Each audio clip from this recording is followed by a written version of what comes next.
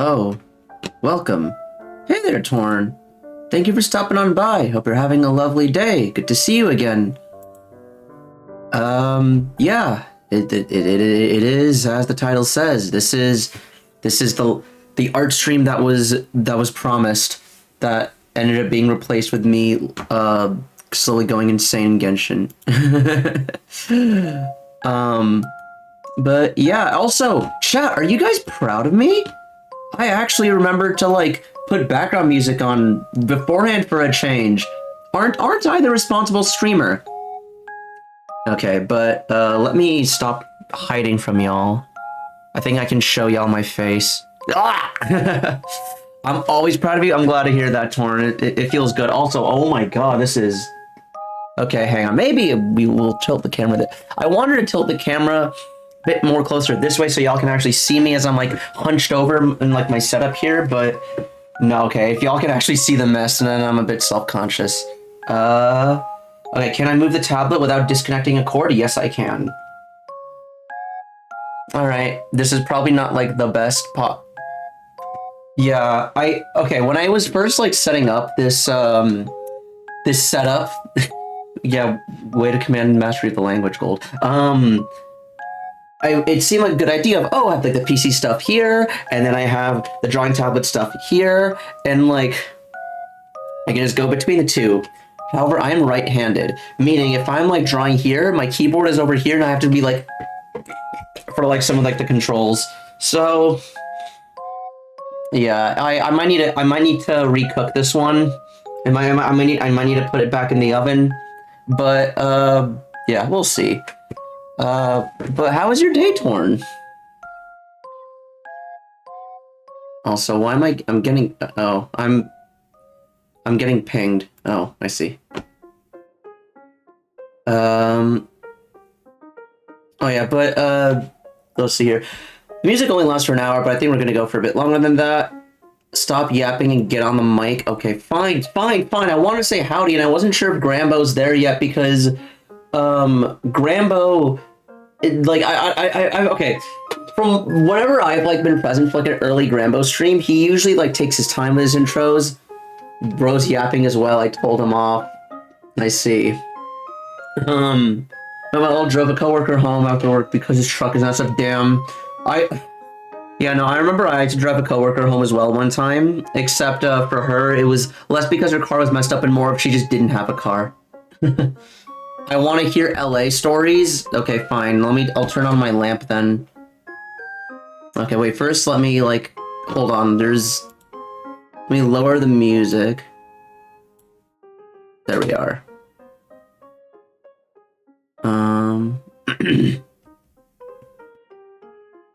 Also, I'm getting pinged. Oh, it's Grambo asking me if I'm ready. Hi. I don't know why. I don't know why. Like something about hopping on a call while streaming just like activates the lizard brain instinct to just make a cursed sound as soon as I undeafen. I understand completely what you mean. Thank you. I'm glad we're on the same page. Yes. But hello, hello, Gold. Long time no see. Yeah, long time no see, eh?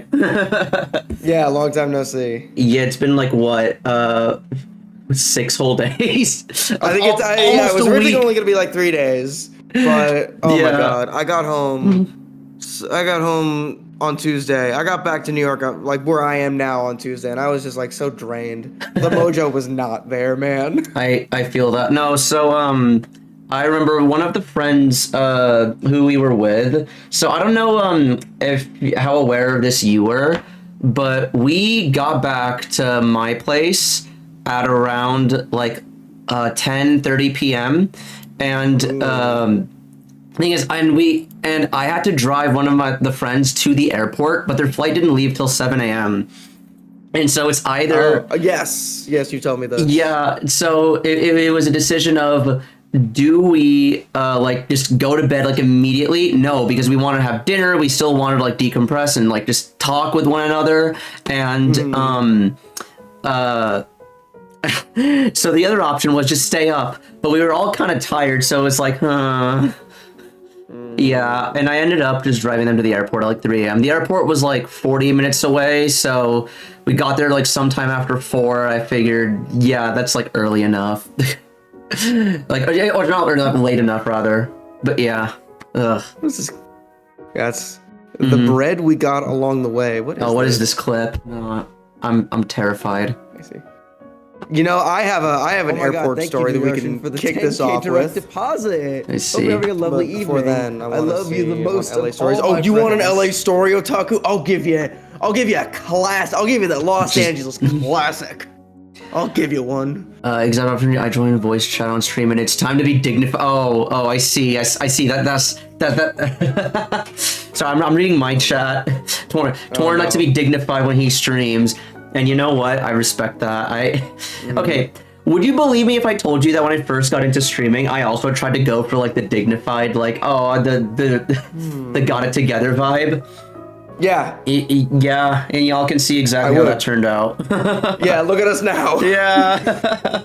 look what our time on Twitch has done to us. But anyway, get up on let me set the stage for you guys. Okay. It's a gorgeous day in Los Angeles, California. It's a Sunday morning, like maybe 10 in the morning or so. On St. Patty's Day, all days. Happy St. Patty's Day. Oh yeah.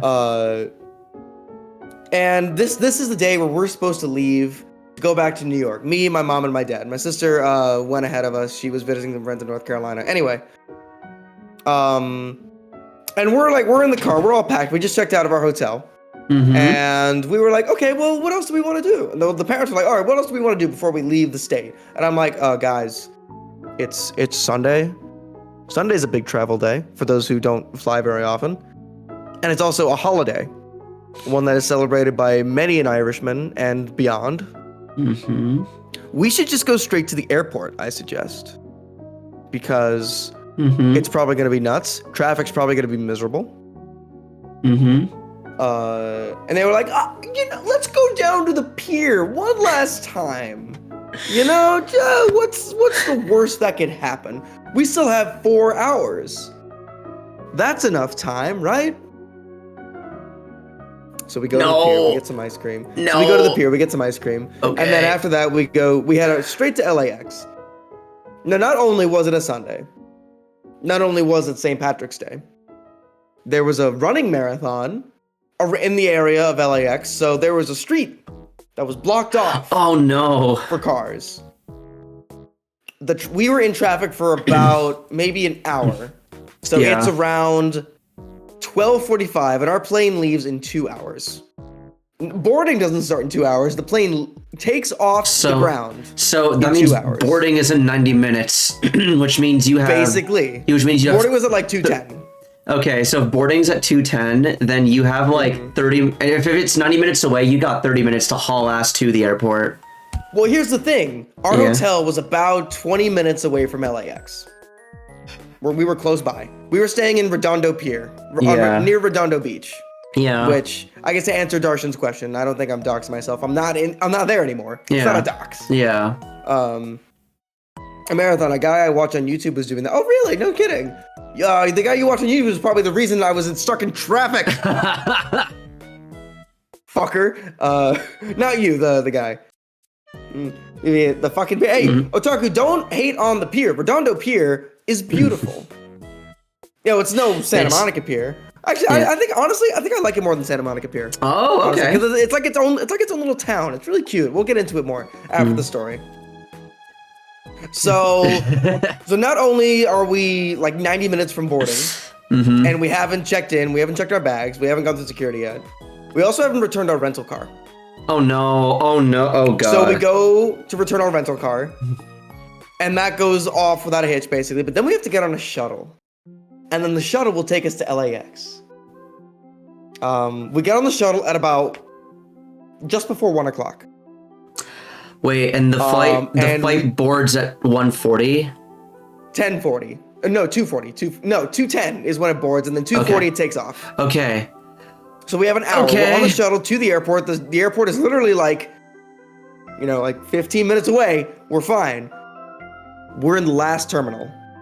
We're using the very last terminal. Ooh. We get off the shuttle at 1:55. No, 1:45. Around there. So we grab our bags, we rush to check our bags, and we go to the little kiosk. Oh God, you have to check in bags! Oh no! The kiosk tells us that check-in for bags has expired for this flight. So we go to additional assistance. And they say, oh yeah, we can't check in bags for that flight anymore. So even though we had about 40 minutes before takeoff, we had officially missed our flight at that point. Oh boy. So what does the lady at additional assistance do? She throws us a bone. She takes pity on us. Yeah. She gets us on a flight. She gets us the last 3 tickets to a flight from Los Angeles to New York. Okay. That leaves at 9:30 Pacific Standard Time, which would be 12:30 a.m. Eastern Standard. Yeah. And it is just about 2 o'clock Pacific right now as we're getting these new tickets. So you just have you have like 7 hours to kill in LAX, basically. Yep. We sure did, and oh my God. Pierre, one more time. Yeah, I saw Tucky's message. Pierre, one last goddamn time. You see, we had 4 hours before for the Redondo Pier. Let's go to the Santa Monica Pier this time around. We have a bit more time. No, we barely had time for Redondo. I fucking hate airports, just saying. Yeah. It was actually, I talked to my parents. That was the first time any of us had ever missed a flight. Honestly, yeah. Because, like, granted, I haven't been flying for a long time, but my parents certainly have. Mm-hmm. You know, when they first, met, they were going back and forth between New York and Texas and whatnot. Yeah. They were, so, because they weren't living in the same state. It's just how it was. So they used to fly a lot. Mm-hmm. This is the first time in all the years that they've been alive that they've ever missed a flight. And it's all because of goddamn LAX on a Sunday. Yeah, like, knock on wood, I don't think I've missed a flight myself. If I did, it must have been when I was, like, a toddler, like, flying with my parents. But as far as, like, myself alone, I've never missed a flight. I will say, part of the reason why is because I almost never check in bags. Like, I hate having to check in bags. I hate having to, like, wait by a luggage claim. I travel light, so I'm like, all right, give me my backpack, give me my, like, carry-on, and that's it. That's it. Like, yeah. Well, here's the thing. Checking in bags is annoying, but not as annoying as having to tote around a 35-pound suitcase around an entire airport. Yeah. You know what I mean? So yeah, checking bags is annoying, but to us, it's worth it. And you should be going. It incentivizes you to go to an airport early anyway, which you should be doing. Yeah, we learned that lesson. Exactly, and also I've just heard horror stories of people who check in bags and they just get lost and just forever. So the few times I have, thankfully that's never happened to us. Thank God. Yeah, the upside is not upside, but the way to do that then is only put clothes and non-valuable stuff in the bags that you check, and any valuables, things that are really precious, you keep that in your carry-on. Exactly. Yeah, that's what I did. So for the 7 hours we had in LAX, we got dinner at the Wolfgang Puck restaurant. It was okay. I got a French dip sandwich. It was okay. It's airport food. Oh wait, hang on. Yeah, no, I think there's a Wolfgang Puck at every major airport, because I ate at the one in Denver one time. Okay, it's not in my airport that I usually go to back home here. Okay. I think we have a Bobby Flay or something. We have a Food Network chef restaurant.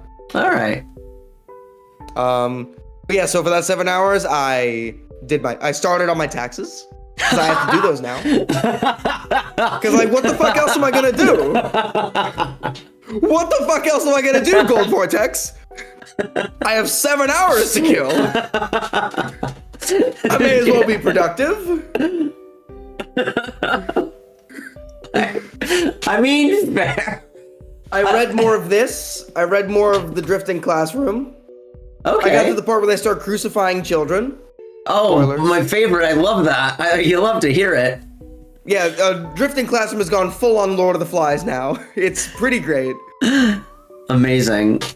Guy who unironically does his taxes. Look, Darshan, once I become big, I don't want to be one of those guys who is like, oh, this guy is successful, he probably doesn't do his taxes. I want to squash that right fucking now, while I'm small. All right? Also, it's okay. Wait, speaking of things Darshan posted, while you were telling your story, Darshan, said apparently there's an Onion article a long time ago called something like Dad insists on going to the airport 14 hours before flight, and he found it. Dude, that's so real, though. Yeah, no, the whole reason why I talk about, we need to get to the airport at this time or that time is because it's stuff that, my dad would tell me, when I was younger, flying. He's like, oh, yeah, you gotta work backwards from, wherever you start. Seriously. Once I had to get I had to check in 6 bags through a train station, which didn't even have a check-in mechanism, so I had to push them through the train station. Ah, that blows. God. The anti-Jimmy Carr. Yeah, that's me. That's my new claim to fame. But yeah, so I did that, back, and then we slowly lost our minds. And then 9:30 finally rolls around. We board our new flight. It is 12:30 my time. We're exhausted just from sitting around doing practically nothing. Yeah. For 7 hours. And then we have a 5-hour flight ahead of us. But I blew through it with an Indiana Jones marathon. Yo! Okay, that's sick. That's pretty sick. On my way to LA, I watched Drive with Ryan Gosling. Okay. And I rewatched Mad Max Fury Road, and I started Raiders, but I didn't finish Raiders. So I picked up where I left off in Raiders, watched through all of Temple of Doom, and I think I had only 20 minutes left of Last Crusade. Okay. All movies that I don't need. No, I've seen Drive before, but that's part of the reason why I want to watch it on a flight. Well, because it's a very LA movie, Drive. So I want to get in the mood of going to LA. Yeah. But also, Drive barely has any dialogue in it, so it made it easy. Because only a select couple of movies had subtitles for some reason. Oh, that's weird. And the plane is so loud anyway, I wasn't going to be able to hear jack shit. Yeah. So I picked movies that I didn't need to really pay attention to and shit I've seen before already. Mm-hmm. Stuff that didn't really need a lot of talking. So Drive, Mad Max, Indiana Jones, easy stuff to watch. Easy watches. Yeah. I say Drive being an easy watch. That's funny. No, I remember, I think the worst pick for movie I ever saw on a plane was Tenet. The Nolan film. Oh yes, you told me about this. Yeah, you saw Tenet on a plane. Yeah, no, because the thing is, everyone told me that the movie sucks, so I figured, okay, I'm probably not missing much if I watch it on a plane. And then I saw it, and I was like, I can't. And over the sound of the plane, I could barely hear the dialogue, so I had to turn subtitles on. And I was just like, wait, this is actually pretty good. And I think I've told you this, but I don't think I've told either of our chats this. But the thing is, I was as I'm watching this movie, I was like, this could be better off as a book, because I'm reading the dialogue and through the subtitles. I'm like, this would be much better explained if, okay, this would make a lot more sense if everything's explained out to me like a book. And I was like, yeah, so then why would make this for a visual medium?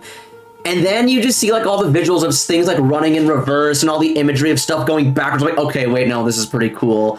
And then every now and then, there's just a bunch of random moving parts going on. And it's wait, what? Has this been explained? Am I stupid? What's going on? And then a big thing will happen where it all clicks together and you're like, oh!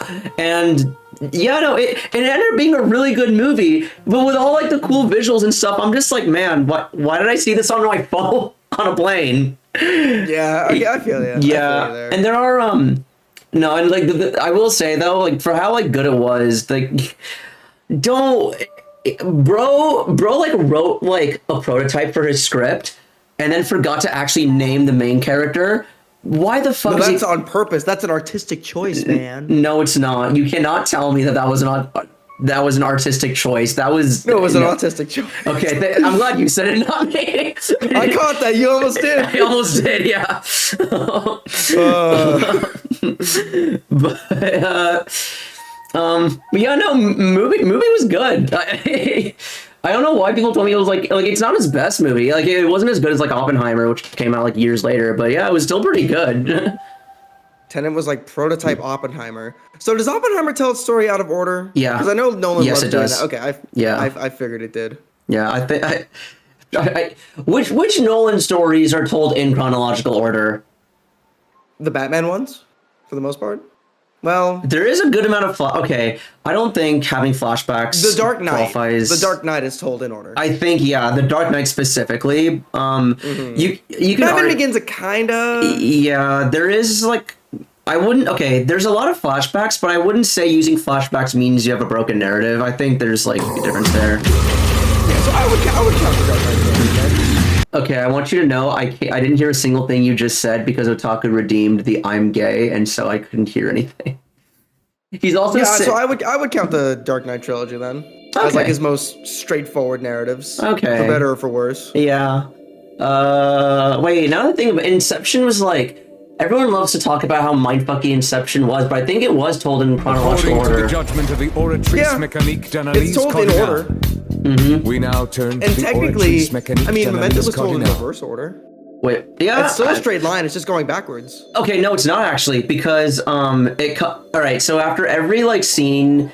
Okay, the black and white scenes take place. Yeah, I forgot about those. It's a zigzag. It is a zigzag. Yeah. What's chat saying right now? The only movies I've seen on a plane are How to Train Your Dragon. Everything else was episodes of Everybody Hates Chris and The Mindy Project. Ugh. I once went in first class only because our flight was overbooked and they gave us first class tickets for the next flight. Oh, you lucky fucker. Fuck you. Yeah. Did the kids start crying? Actually, both of my flights were actually pretty pleasant. The flights themselves were actually pretty nice. Okay. My flight there, I had another film buff sitting next to me on the way there. He watched Dream Scenario, and what was the second movie he watched? I forget what it was, but he had good taste, depending on what it was. I think it was. Okay. Oh, I forget what it was. Okay, two things. One, it was a good choice though. Good night, Torn. Hope you have a nice sleep and hope to see you again in the next one. And thank you for the hydrate. Second, so speaking of watching movies with someone. Last year, I had to fly from San Francisco to New York, just like red-eye flight. And, instead of just picking out a movie to watch on my screen like a normal person, I, for some reason, was able to see through like the gap in the seats in front of me. And I could see in the row ahead of me what the other person was watching. And they were watching it with subtitles. And I could have just as easily picked out that same movie, except I didn't know what the movie was called, and I kind of got sucked in. So I ended up watching this movie with like George Clooney, and I don't know any of the other actors. It's like Ticket to Heaven, I think, where basically George Clooney's daughter is getting engaged to some guy who lives in Bali, and it's a rom-com. I just remember looking past the seat and I'm like, wait, is that George Clooney? Then I read the subtitles and I chuckled and I was like, wait, I'm actually getting invested in this now. And I ended up watching like 99% of the entire movie over this dude's shoulder. That happens all the time, dude. I always love to see what other people are watching. I remember there was apparently it's called Ticket to Paradise. Yes, yeah. There was a guy sitting like a row ahead of me who was just watching nothing but nature documentaries the entire flight during my trip back to New York, the red-eye one. Because to cap off that story, we finally landed in New York at 5 a.m. Yeah. And it was one of those 3-row planes. That was that was my first time being on a 3-row plane, by the way. It was really neat. I was dead center. I was in like wait. So you mean it was like 3 seats on the left, 3 seats on the right, and 5 in the middle? No, 3, 3, and 3. Okay. So that's weird. Dead center, and I did not sleep a wink on that flight. I tried to. I probably slept like maybe half an hour during Temple of Doom. That's not a dig on Temple of Doom. I like Temple of Doom, but like my body physically couldn't keep my eyes open anymore because I was so exhausted. I promise, I like Temple of Doom. No, that's okay. To be fair, of the original Indiana Jones trilogy, if you're to fall asleep during like any of the 3. Okay. On one hand, like I feel like Temple of Doom is like the 3rd place, but that would make sense. But at the same time, there's just so much weird shit in that movie that it's like even if it's not necessarily good, it'll keep your attention. Like what? Yeah, exactly. Yeah. So that's why, honestly, dude, rewatching Last Crusade, I might put that at 3rd place. Really? Yeah, I mean, I was rewatching it because I was rewatching these basically right back to back. And Damn, it was okay. kind of shocking, like, how much 3 was kind of, like, jerking off the first one. Like, I don't remember it jerking off the first one as much. It's like, oh, Marcus is a character now. Oh, Sala's back.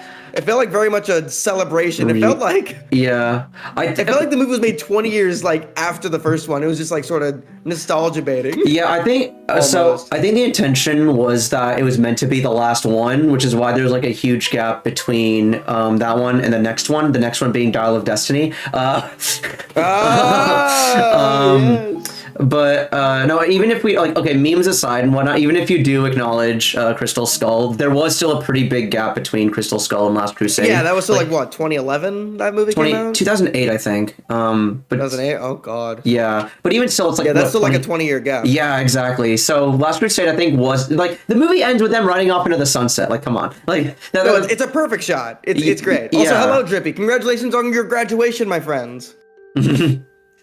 Love's Lying Bleeding. Congrats. Have you only seen Temple of Doom? Gee. Oh, okay. Gotta see Raiders. Raiders is the best one still. Okay, yeah, because so I started off with Last Crusade when I was like 7. And then I did see all 3 of them, like at some point. Maybe I think I do have like a lot of nostalgia attached to it, but Last Crusade, I think will probably always be like my personal favorite. And I did actually watch it. Okay, I haven't seen Raiders in a really long time. And I haven't. Okay. Yeah, I don't. I think the last time I saw Raiders, I was still in like middle school, and I saw Temple of Doom when I was still in college, and those were the last 2 times I saw those. God. Yeah. I remember I saw Temple of Doom. Temple of Doom was my first one, and I saw it in a Mohegan Sun hotel room when I was like maybe 10 or 11. I was really young when I first saw Temple of Doom. So I have a lot of attachment to Temple of Doom. I see. And then I saw Raiders, I think, in high school. And then I saw Last Crusade when I watched it with you in college. Yeah? Because I had seen bits and pieces before, but...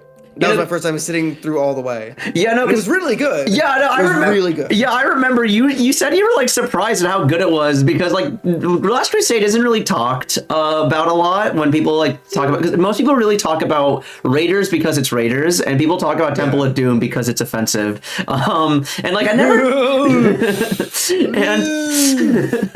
and no one ever brings up Last Crusade, and because it's kind of just the first movie again. That's what I think. Maybe this recent rewatch made me realize it's kind of just the first movie again. Okay. With Sean Connery instead of Karen Allen. Yeah, I'd have to rewatch Raiders, honestly, because I still remember a lot of details of Last Crusade, and having just rewatched it like 2 to 3 months ago, I remember now. Yeah, that's how my family brought in the new year, because like I went to like a party like with like my local friends here for New Year's Eve. Then on New Year's Day, my like parents and I were just watching Last Crusade because it was just on. My mom just like put it on. Yeah. Yeah. I can definitely say that Raiders. I mean, it's Raiders. It holds up about as well as you'd expect. Okay. It's still so good. All right. And then Temple of Doom is very funny. Okay, Temple of Doom. If you acknowledge and accept beforehand going in that this is not, yeah, okay. It's like its own little adventure. And honestly, you know what sort of steams me about Last Crusade as well? Mm-hmm. Like because like after watching like Raiders of the Lost Ark and then Temple of Doom right after, it kind of gives the impression that Indiana Jones is going to be like a pulp series where like he has a new sidekick and a new cast of characters every single adventure. Yeah. And then Last Crusade is kind of, it's Sala and Marcus again. I see. I mean, the new addition with Sean Connery is great because Sean Connery is great in that role. Yeah. But I would have liked to see how the series would have been different if it like was something completely different every single time. You know? Okay. Because like Temple of Doom is so different. It's like crazy how different it is. Yeah. And I only realized on this recent rewatch that it's a prequel. It takes place a year before Raiders. Yeah. Yeah, like that's like as a kid watching those movies, like I didn't know what a prequel was, so I was just like, yeah, okay, whatever. And like the stories are pretty like disconnected from one another anyway that it doesn't really matter. But then like yeah, exactly. Well, it's a pulp series. That's why. Yeah, and the only way you could really tell is if you look at, because they say like what the dates are at the start of the movie, and as a kid, I'm not gonna remember. That's the only hint. Yeah, I'm not gonna remember what the dates are as like a kid. It's like it's like what, like 30 something for Temple of Doom, was it? Yeah, Raiders was 36, and then Temple of Doom is 35. Okay, and then Last Crusade is like 37, 38. Was it not in the 40s? Oh, okay. No, it was the 30s, right as World War II was starting. Okay. Hence Nazis. Yeah. I mean, there's Nazis in like Raiders and Last Crusade. I just thought that Last Crusade was a bit later because it felt as though it felt as though that like, you know, America and Germany aren't buddy anymore, and this is might have been 30. It might have been 39, but it definitely wasn't the 40s yet. Okay. Yeah. No, I know it's not. I know it's not just pulp, Drippy, but I know I sort of use pulp as an umbrella term whenever I'm describing something as like, oh, this is one main character. He's gonna go off on different adventures like every single kind of time. You know, I know it's not just pulp, but it is pulpy. Also, Drippy, I appreciate that you brought in the new year watching Revenge of the Sith. That's pretty good. Oh God. Well, also, okay, yeah, I'm scrolling back a bit in your chat. Like, all I need from Raiders is the sword gun scene. Yeah, that's a story I always talk about, where it's like Harrison Ford having, was it dysentery, I think? Yeah, I believe it was dysentery, because like, they were actually filming in Egypt, and he got sick with something. Yikes. Yeah, no. Bad date. Can't I just shoot him? I actually ate a date earlier today. Oh, dude, dates are delicious. I love dates. I like this is the first time I've had one in a while, so yeah. Diverticulitis? No, that's not what that is. Diverticulitis. Diverticulitis. Diverticulitis. Diverticulitis. Yeah, there we go. Diverticulitis. Ooh. There's been at least one New Year that I've brought. Darshan, there's been at least one New Year that he's brought in just by sitting on the can, TBH. Yeah, that's valid. Yeah. But yeah, Darshan, the kid sitting next to me on my way to LA was watching Dream Scenario, and I got bits and pieces of it. But that kind of movie I want to watch not on a plane. I want to be able to hear it. Yeah. Which is why I watch stuff, you know, like Drive and Mad Max, where I can just look at everything. It's very pretty. Just don't watch Tenet. Don't watch Tenet. Don't watch Tenet. Don't watch. I wanted to watch Malcolm X actually, because that movie's like 3.5 hours long, and that would have been like the entire flight. Yeah. No subtitles. Okay. Wanted to be able to hear it. Yeah, I remember, so back in 2012, my family was, like, flying back from India, and we had, so the flight path was, Delhi to Dubai, Dubai to Dallas, which is a 15-hour flight, then Dallas to home, the 15-hour flight was, and the airline we were traveling on was Emirates, which is the airline that's based out of Dubai, and the coach class is already really good. Like, the seats are really comfy. They recline a bit more than like your average coach class, and what have you. The flight was packed, so they upgraded us to business class. So, and in business class, the seats reclined a full 180 degrees. It's like a light massage chair. They give you like a nice little mattress to like put on top of your seat to go to bed in. They have a universal like plug outlet for you to like plug literally anything into. And then, what else? Oh yeah, and the headphones were noise canceling. Oh. Yeah. That sounds nice. And they gave you your own like special menu to like order food from. It's the best flying experience I've ever had. That sounds great. Yeah. I flight United. Newark to LAX. Oh. Sucked. Oh. I mean, the headphones were like cheap little plastic pieces of shit. Yeah. Fuck you, I want business class. I fly Emirates to Greece, and it's fucking completely insane. I haven't fit in an Emirates seat since 2012. Oh wait, are they? Wait, I don't remember them being small. I remember them being pretty like, yeah. My sister flies business class for work, and I'm going to go insane because she runs it in so much. Yeah, that's what sisters do, man. Yeah. Got long. Oh, I see. Yeah. Newark ain't that bad. Newark is that bad, motherfucker. Yeah, Drippy. You ever been to Newark, Gold? Did we talk Newark, about New Jersey? I think I've been to New Jersey like once back in 2009 when I had swine flu. So like my memories, my memories of Jersey.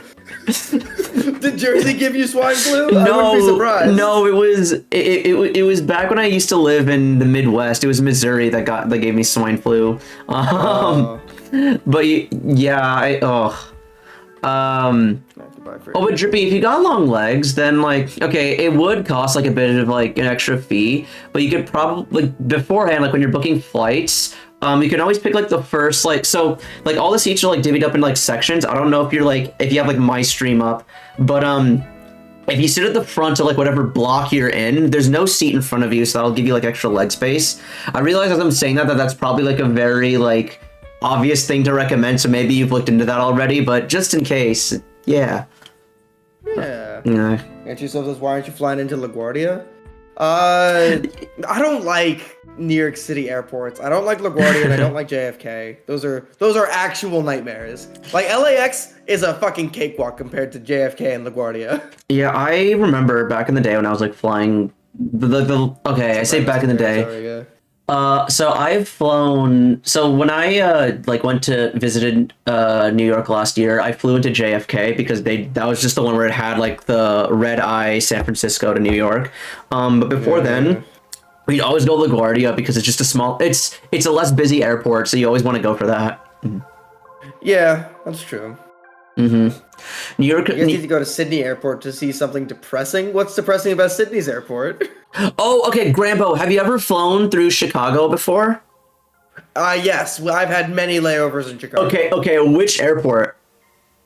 I don't know. Okay. I usually fly United. Okay. I don't know if there's a United in Chicago. Okay. Whichever one has United in Chicago. They both do. So my layover. So there's two airports. There's Chicago Midway, which is a bit smaller and like not as busy. Then there's Chicago O'Hare, which is massive. Like the physical size of that airport. Like I haven't flown there since 2009, but because our flight path was home to Chicago, then Chicago to New Delhi, because they just had a direct flight. And dude,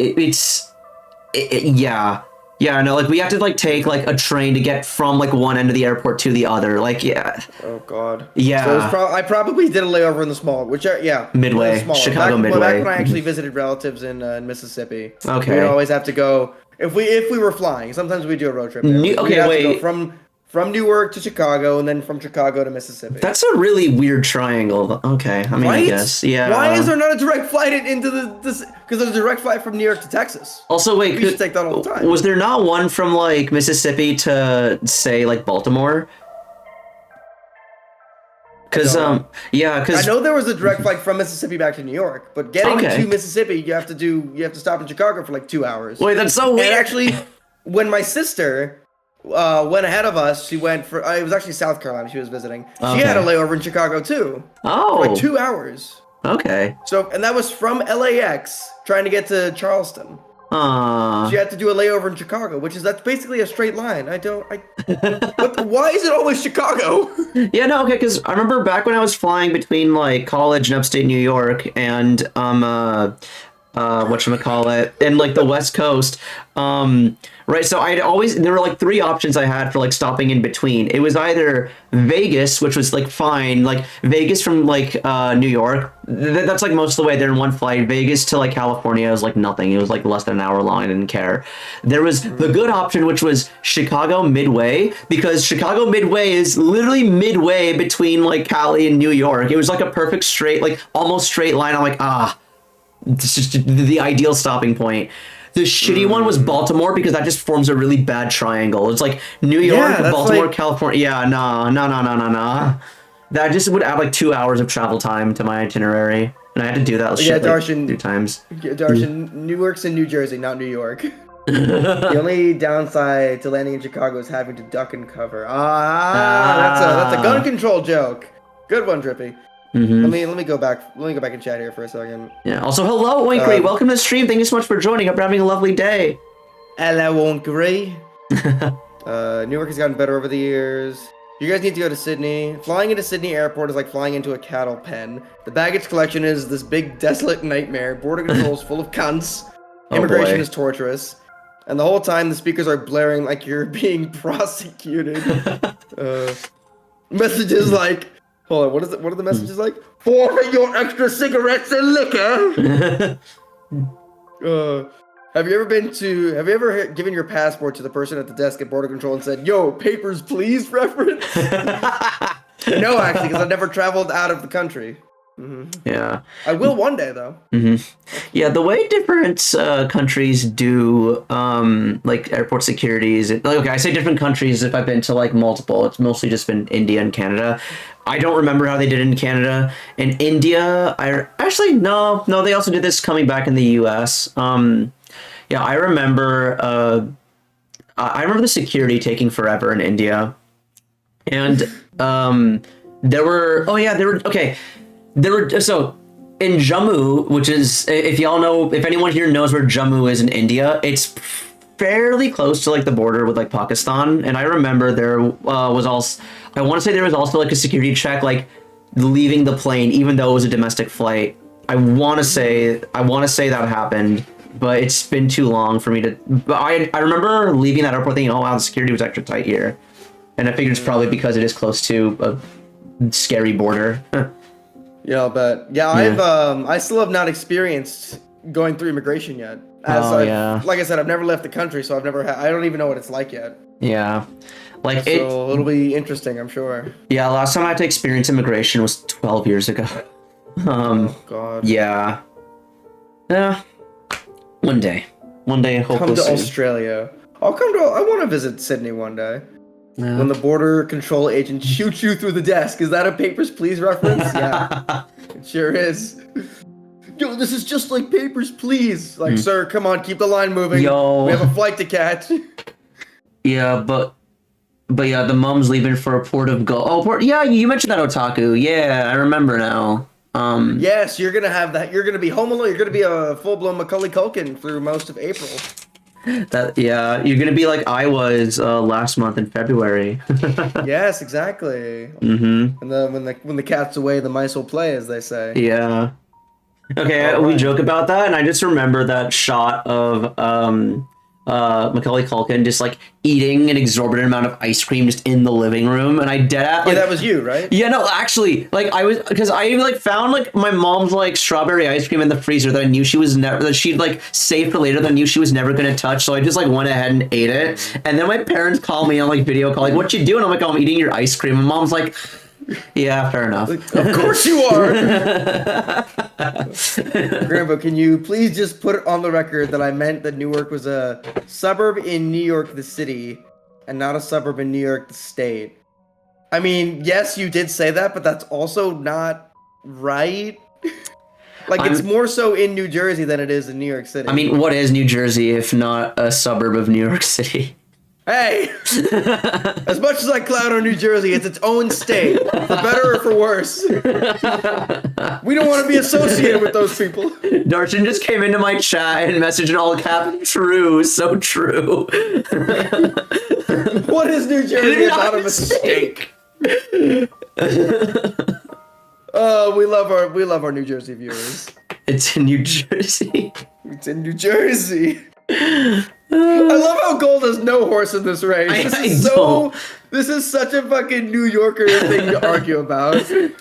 Like, I've been to New Jersey once in like my entire life. That's all you need. That shouldn't be enough. Yeah. If anything doesn't make sense, it's Staten Island being considered New York, being so far down. That still makes sense. Have you seen the CGP? It's an island. We're closest to it. Have you seen the CGP Grey video of the New York, New Jersey like border disputes? I have not. I'm not familiar with that content creator. Oh, okay. He makes Darshan's seen it. Basically, the border between New York and Jersey is really confusing when you get to the islands, and what's really fucked up is, I forget whether it was Liberty Island or Ellis Island or probably both, but one of them just got bigger over time. And so like the original like island that used to be that used to just be there, that's territory of New York. But all the surrounding water, like in like the Hudson, or was it, I forget whether the Hudson River or the East River, that all belongs to Jersey. However, the island, the landmass on the island just grew, And so Jersey just claimed that land. Yeah, if it's in that area, it's probably the East River. Yeah, and if Jersey claimed it, then it's the East River. And even better yet, so the Statue of Liberty is in New York, but no, Otaku, no, that's not entirely true. The Statue of Liberty itself is in New York, but the gift shop that you buy the souvenirs from is in Jersey, and you pay state tax to Jersey. Because the border is like right there. Yeah. It's so good. So great. Okay. Should we start drawing? Yeah. Okay, wait. I'm trying to remember. Has this happened like literally every time we've done a stream together, where it's honestly just chatting stream for like the first 40 minutes? Hey, that's fine. Yeah. That ain't nothing wrong with that. Okay. I'm gonna change my scene to the canvas that we have set up here. As am I, and I'm going to pick out. I'm gonna start us off with an image that represented my mental health while waiting at LAX for 7 hours. I love the borough names. It was the coolest part of playing the Division, like Hell's Kitchen. Yeah, Hell's Kitchen is real. Hell's Kitchen is actually a pretty nice neighborhood. Why is it called Hell's Kitchen then? I don't know. Why aren't you called Hell's Kitchen? Why aren't you as cool to be called Hell's Kitchen? You know what? Fair. Get some music on. Indoor Cigarettes, Volume 1. Yeah. What's the? Ooh, that's a little loud. Yeah. That down I've just been playing the Amori songs to help you sleep / relax / cry. Okay, I'm gonna. Bless you. Yeah. Thank you. Okay. All right, let's get this going. Here we go. This is me in LAX. Wait, I think I have a padded cell background for my VTuber model. Oh, perfect. This will be perfect then. Hey, JC, probably didn't say. Hey, hope you guys are doing JC. good. We are just now starting drawing. We've been swapping travel and airplane stories. After faffing around for like 40 minutes. Faffing about. Faffing a boot. Is this enough room for us? Yeah, we'll just draw small.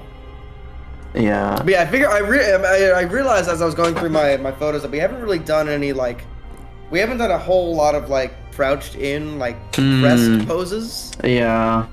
So this will be I think one of our first ones of that. Let me just unplug my mouse. Wait, Otaku, what the hell is musa? Wait, is that just a fancy way of saying music? Is that your way of telling me that you can't hear the music? Because if so, I can turn it up. It's an elevator / department store. Oh, I don't know. Oh, I can turn on my music if that's what you're asking about. You ever see the original concept photo for the Postal Dude of the guy huddled in a corner with a rifle? No, actually, I don't think I have. But that sounds like Postal Dude. And I take it Postal Dude just doesn't have a name. I'm assuming he's just Postal Dude. That seems appropriate for him. Okay. Also, okay, let me also get my timer set up. Oh my god. I can Oh Jesus. Okay. You okay there, bud? Yeah, no, Otaku just scared me with an audio redeem. Thanks for the redeem, Otaku. Alright, let's I'm kind of feeling 30 minutes for this one just because I wanna it's been a while for both of us. Let's ease into it. Hello there. Okay, wait, hold on. I'm a little concerned because I just realized my tablet's touch mode on and it refuses to turn off touch mode, and now I'm like, Take your time. Yeah, so literally none of the touch buttons at the top work, except for the one that turns into tablet mode. Hello? Okay. Oh. Yeah, I can hear you. Oh, never mind. Apparently all the... Okay, I take back what I said. Apparently... Okay, I say that none of the things worked. That's wrong. All of them worked. They just decided to, open everything in another monitor, which is incredible. I should use this drawing tablet more often to get familiar with it. Yeah. Hang on, if I do this... that is a good photo, actually. Oh, that's a really good reference photo. You know what? Yeah? Gold, look in general on the island real quick. Would you rather use this photo? There's more fabric in it. Oh wait, where is it? Wait, in the island you said? It's in general. It's in Okay. general in the island. Ooh. It's up to you. It's a bit more complicated. Yeah. Huh. It's up to you. I do want to take a stab at it. I don't know if that's something we should like start off with though. Yeah. Okay, how about let's stick with the one that we currently have now and we can do this one next. Sure. Works for me. Yeah. Yeah, because I want to... Well said. I got my finger over the timer. Yeah, I want to warm up a bit first. Also, thank you for bonking me, Oinkery. Blob. There we go. It's the blob. Also, Drippy can suggest photos, but when I say draw Megan the Stallion's ass, y'all laugh at me. Okay. Yeah. Alright, I like this photo as the original concept for Postal, because the original idea of him being a guy who just snapped instead of being a crazy bystander. Yeah, I like that more, because like he's going Postal. I agree with drawing Megan. If you guys have a tasteful photo of Megan Thee Stallion, we can draw her. Okay, but I'm ready. I have my pen poised over the canvas. Alright, then 3, 2, 1, go! And of course, as always, anyone in chat is free to draw with us. The timer has started for 30 minutes.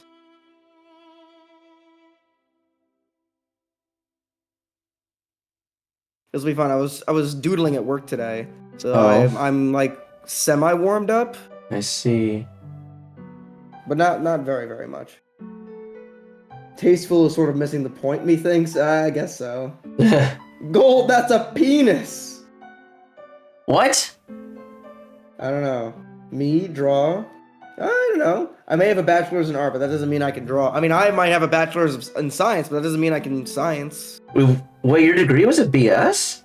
Huh. Yeah, for some reason, that's just how our college worked. Yeah, I think every degree they handed out was just a Bachelor of Science. But it's fine. It's a bachelor's. That's all that really ultimately matters. Yeah, I suppose so.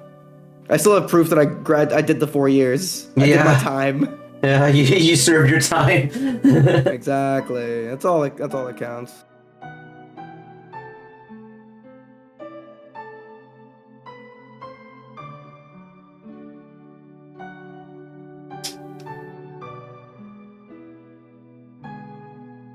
Alright, well, okay. This is already going poorly. That's fine. Actually, no, I have a brilliant idea. I'm gonna use the photo as the wall, and that'll be my reference point for. Yeah, Grambo. Did you? Yes. So this is also like a thing that I guess in case there's anyone in either of our streams that's a fan of the series. Did you hear about the Rascal double feature? I think Extreme might have tagged you in it. Yes, I did see that. Yeah. They're making more movies. They're just adapting the rest of the series into movies now. Yeah. So because after the show, because you, me, and Extreme saw the first movie after the show together, and then the second movie premiered in the West in Anime Expo last year, but they didn't show it anywhere else. They never released a Blu-ray for it. Nowhere in the West was it ever shown until this coming Sunday. Nice. Yeah, and along with it, they're also premiering the third movie. And it's only showing for one day because they're insane. And, and why did... Okay, that's weird. My eraser just decided to not erase for a second. Yeah, they're only showing it for one day. And when are they releasing it again? Who knows? So eventually. Yeah. So they're probably just trying to gauge how popular the series actually still is after all this time. Yeah. Because it has been a while. I will say at Anime Expo, it was in one of like the bigger like panel rooms, and even still like the line was packed to get into the panel before that, just that people could guarantee a seat. So it's true, but that's also Anime Expo. You know, that's kind of a guaranteed film theater. You know what I mean? Mm-hmm. Compared to like, I don't know, just your Joe Schmo walking into an AMC. Yeah. Yeah, no, because there were two. He doesn't even know what a Godzilla is. Yeah, there were two. Godzilla -1. What's that? There were two showtimes in my local theater, and one of them was completely sold out. Which was. Oh, of course. Yeah. And so I was like, okay, I'm gonna go ahead and get the other Showtime. Emphasis on the BS. Yeah, you're right, Drippy. We got Bachelors of Farts and Bachelors of Sharts in the stream. Yeah, we sure do. Rascals. Yeah, Rascal does not dream of Bunny Girl Senpai. It's the really good anime with a horrible, horrible title. It's so weird that hot people are into anime and shit now. Like merely 10 years ago, that was something you could righteously bully someone about. Yeah, like 10 years ago, I wasn't into anime. I was like, wow, like I was that person that was like, wow, anime's cringe. You like that stuff? Wow, you're cringe, bro. Like that was me 10 years ago. And then I went to college and got educated. Yeah, you got an education. We educated you. Yeah. It was all me. It was all I take all the credit. Uh-huh. It's crazy. It's just mainstream now. I don't. Yeah. Define mainstream.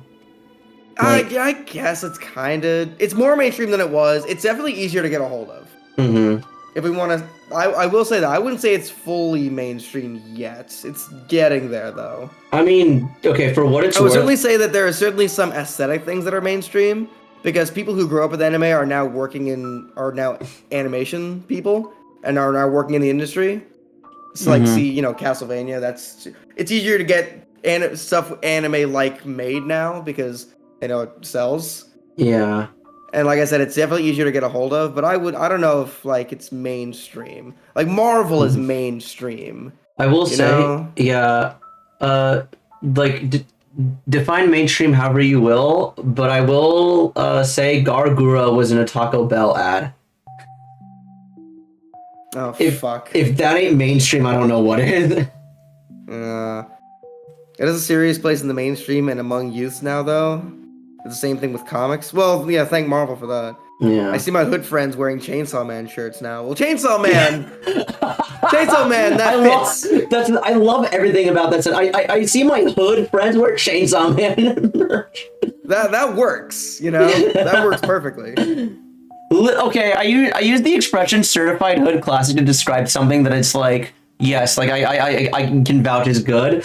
It pleased me to no end to hear that Chainsaw Man that is literally certified hood classic. Holy hell! It is though. It works. It works in that context.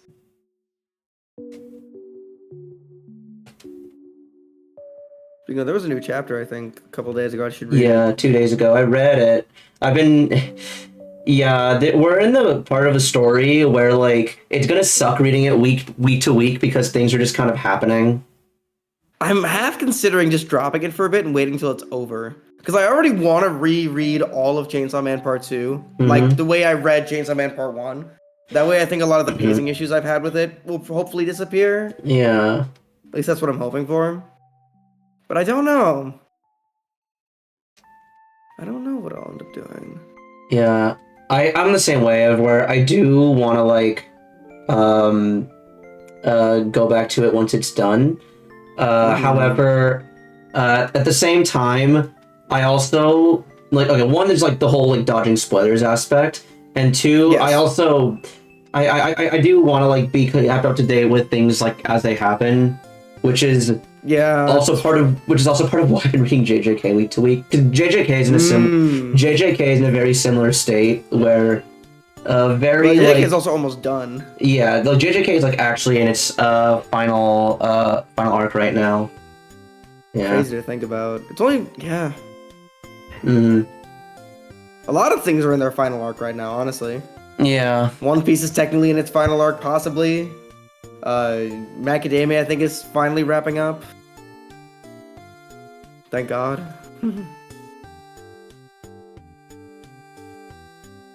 I should worry about the hand later. But I won't. Of course I won't, because I don't follow my own advice. Why would I ever do that? I just realized I had my mic muted. But I was gonna say, where'd you go, buddy? Yeah, no, I was about to say, I never really got. Oh my god, that's bad. Sorry, my tablet's like not. My tablet refuses to turn off touch mode, so every now and then I press a button on accident, and it's annoying. But oh no. What I was gonna say is I never really like had that negative of an impression of macadamia, but I will say I got hella burnt out on it. Like that. Yeah, I think a lot of people did, honestly. Yeah. And right as it was supposedly like getting good, like around Overhaul is when I think a lot of people started getting burnt out on it. At least in the show. Yeah, okay, yeah, because the thing is, Overhaul in the manga was really good. Like that was my favorite arc up until that point, and then I heard that in the anime it was like just bad. Yeah, I mean, I read Overhaul first, and that's when I started getting burnt out. I feel like Overhaul was just kind of overhyped for me, sadly. Yeah, I get that. But you know, it was still good. Yeah. But then I just didn't read really past that. I think I either got too busy with college or just wanted to do other things. Wanted to read other things, which happens. Oh my fucking! Does that show? Yeah, that does show for you. Cool. 10 minutes have passed. Okay. One Piece is in the final saga. Egghead is the first arc so far. I see. Also, never tell me. I wonder how many people died before One Piece ended. Okay. A lot. Grambo, Yes. I think I'm noticing one thing. I never actually learned how to draw feet. Neither did I. It's okay. Oh, awesome. Perfect. All right. I feel a little bit better. I mean, I kind of did, but like, it's not. Yeah. Okay. So here's the easy way to think about it. So this is a cylinder, right? Wait. Let me drag myself. Oh, yeah. And here's a ramp. Well, wait. You're drawing on top of. Oh, hold on. I was putting on. I'll delete this. All right. Cool. Yeah. So cylinder, ramp. Here's a cylinder. Here's a ramp, and there's the ankle. Okay. And that's basically a foot. And then the toes are just like a staircase. Okay. There's a foot. That's like the easiest way to visualize a foot. Okay. As just basically just a simple like a little wooden ramp you make for like a toy skateboard. I see. So like this would kind of be so like in this pose like the cylinder would be here, and the ramp would kind of be like here, and then it would kind of get shaved off. Okay. After that. Next time we do this, maybe we should do like specific body part studies. Yeah. That might be helpful. Yeah, I believe so. Mm-hmm. Is it weird to say I have nerd and hood friends in my life? No. Of anime one way or another? No, I wouldn't say so. It's pretty normal these days. I used to have a friend who was like, I guess, quote unquote, hood friend. Yeah. Yeah. Yeah, fell out of contact during the pandemic, but hope she's doing okay. Yeah. Fujimoto is so real for just putting everyone in a suit. Dude, it's peak character design. Just people in suits. Yeah. Yeah. Everyone looks good in a suit. Nobody looks bad in a suit. It's almost impossible to look bad in a suit. Unless you get it like 3 sizes too big. In which case you will look bad in a suit. Or too small. Yeah, but that too big is more common, I feel.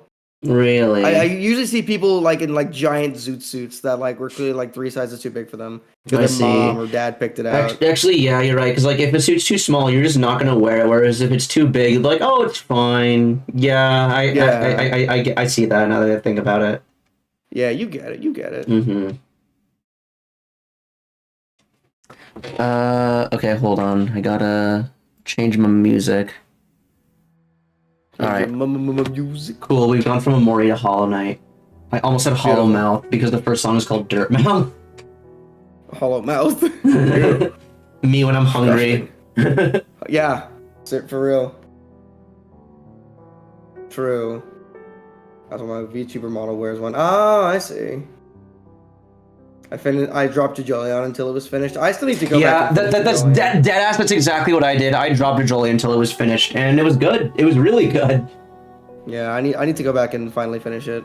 I'm still on Paper Moon King. I'm still pretty early.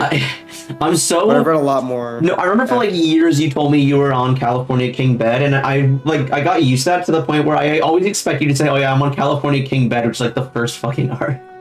Well, yeah, the first like real fight. I know. I finally got past that. Yeah, I need to redo this head for sure. It's really interesting seeing like modern, like new JoJo, because so much of like the stuff that people know about was written in like the 80s and 90s, and so it's like really like old like classic like song. Like I say classic songs, like songs that are like before our time. So it's interesting with like part A where it's like Lady Gaga and like Rihanna songs that are in there now. Yeah, it's nice. But we still got some classics in there. We still got like Blue Hawaii and whatnot. Yeah.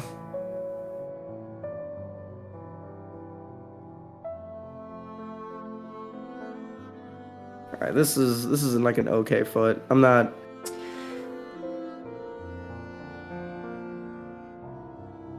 Okay, I need to zoom in for this one. I'll go back to gold in a second here, folks. I need to remind myself how to do this. Oh wait, where are you on my wait, hold on, are you even visible? Okay, just oh wait, no, you're okay, yeah, you are visible on my stream. Alright, thank God. Yeah. I just popped thanks. out. Yeah, I popped out my chat so so I can like read your chat. And I look over and on my monitor it's covering up a bit of like my preview for the stream. Oh shit. You are indeed still there though. Don't you worry now. That's good. Oh fuck. Oh, okay. Chicken curry and my kitty keeps harassing me for it. Why? Why didn't you share then, G Thief? You should have just shared. And then you wouldn't have these issues.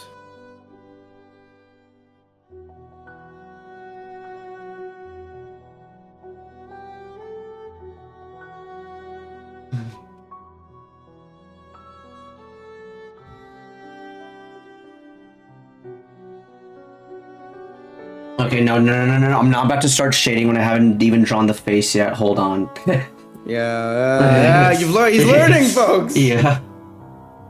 We got him, ladies and gentlemen.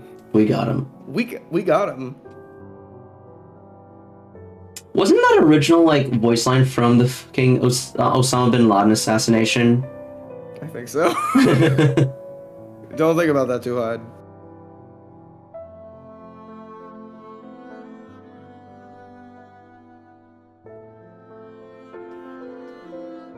Who is this dude? He kind of reminds me of like Ed Norton from Fight Club. Kind of reminds me of yeah. He's got like Ed Norton energy. He's got narrator energy.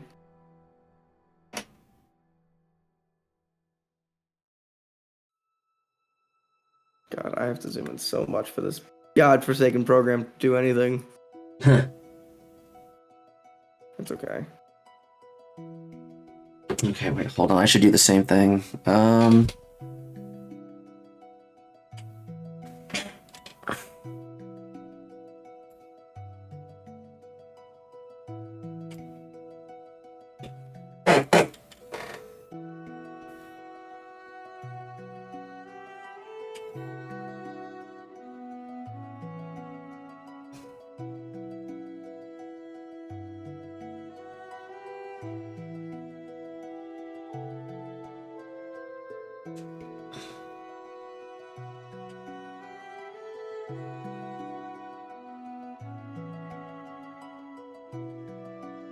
Okay, wait, that's bad. That's not a good eye. Hold on. Yeah, I'm gonna redo his entire face. His whole face. He looks crazed. No, not a good way. I mean, he is in a padded cell, so like. Yeah, but yeah. He's not crazed in the way I want him to be crazed.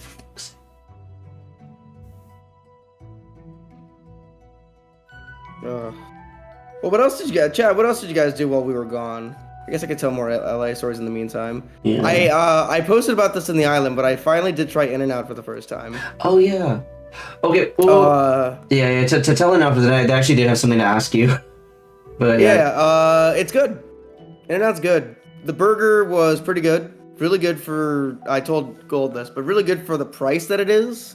It's like less. It's like not even $5 for like a pretty decent burger. Yeah, and I told Grandma this. And the shake was also really good. Yeah, I told Grandma this, but like that's actually kind of like the point of like In-N-Out isn't like the quality of the burger; it's the quality for how little you pay is like the real. And the appeal. quality is good too. Yeah.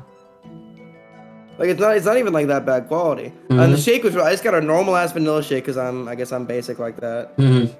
They didn't have caramel or peanut butter or cookie dough or anything fancy, so didn't want to try with a staple. Didn't want to try the Neapolitan. I want to try flavors on their own first. Okay. That's just how I be. That's how I roll. The fries. No, shut the. Were not you. Were not pretty you. bad. No, I know. Mm-hmm. Gold was about to get really pissed. I was about to diss these fries. I know. I'm not even okay. Like I don't know if this is like a hot take or not, but I'm just not much of a fries kind of guy. Really? I don't think you've ever told me that. Yeah, I mean, like okay, if my food comes with fries and whatnot, I'll eat them. I don't dislike fries, but it's just not the side I go for usually. That's fair. Yeah. Oopsie.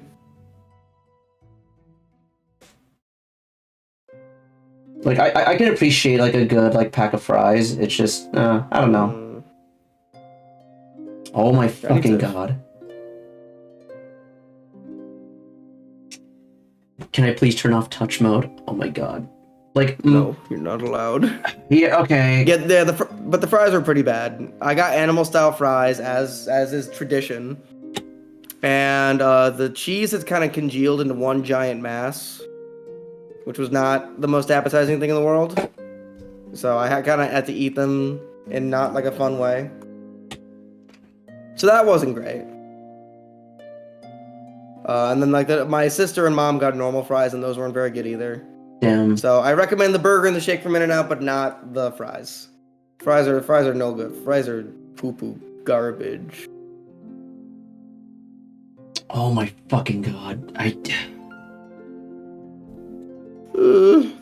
now know why Gimyo-san told me to turn off touchscreen mode the millisecond he gave this to me.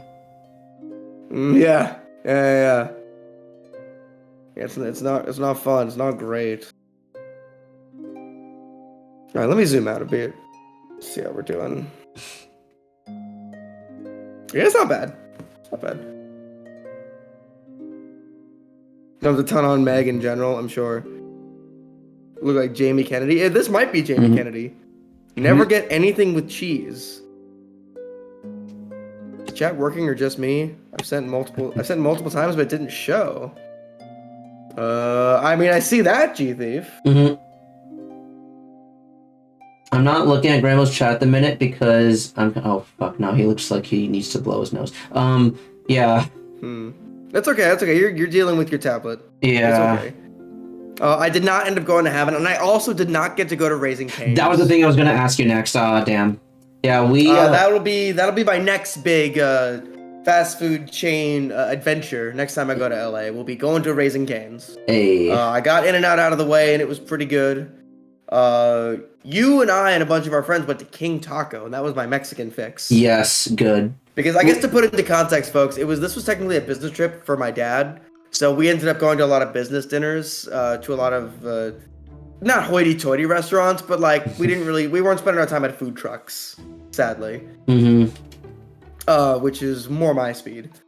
But the food was still good. All the food I've had, I never had a bad meal in LA. I never had a bad drink in LA either, and I was drinking like practically every day.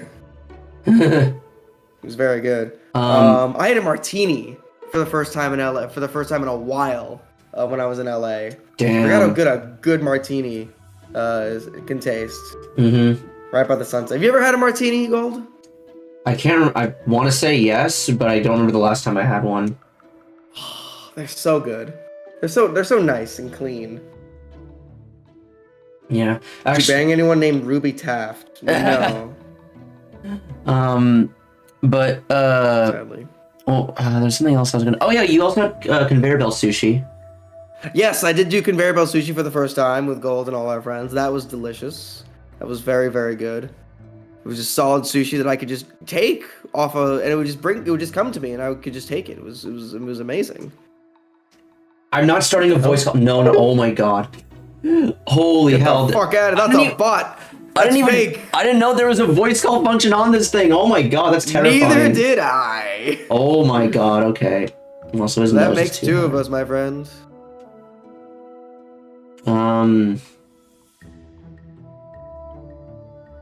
I need to really zoom in and fix these fucking eyes. Because they're pretty fucking bad.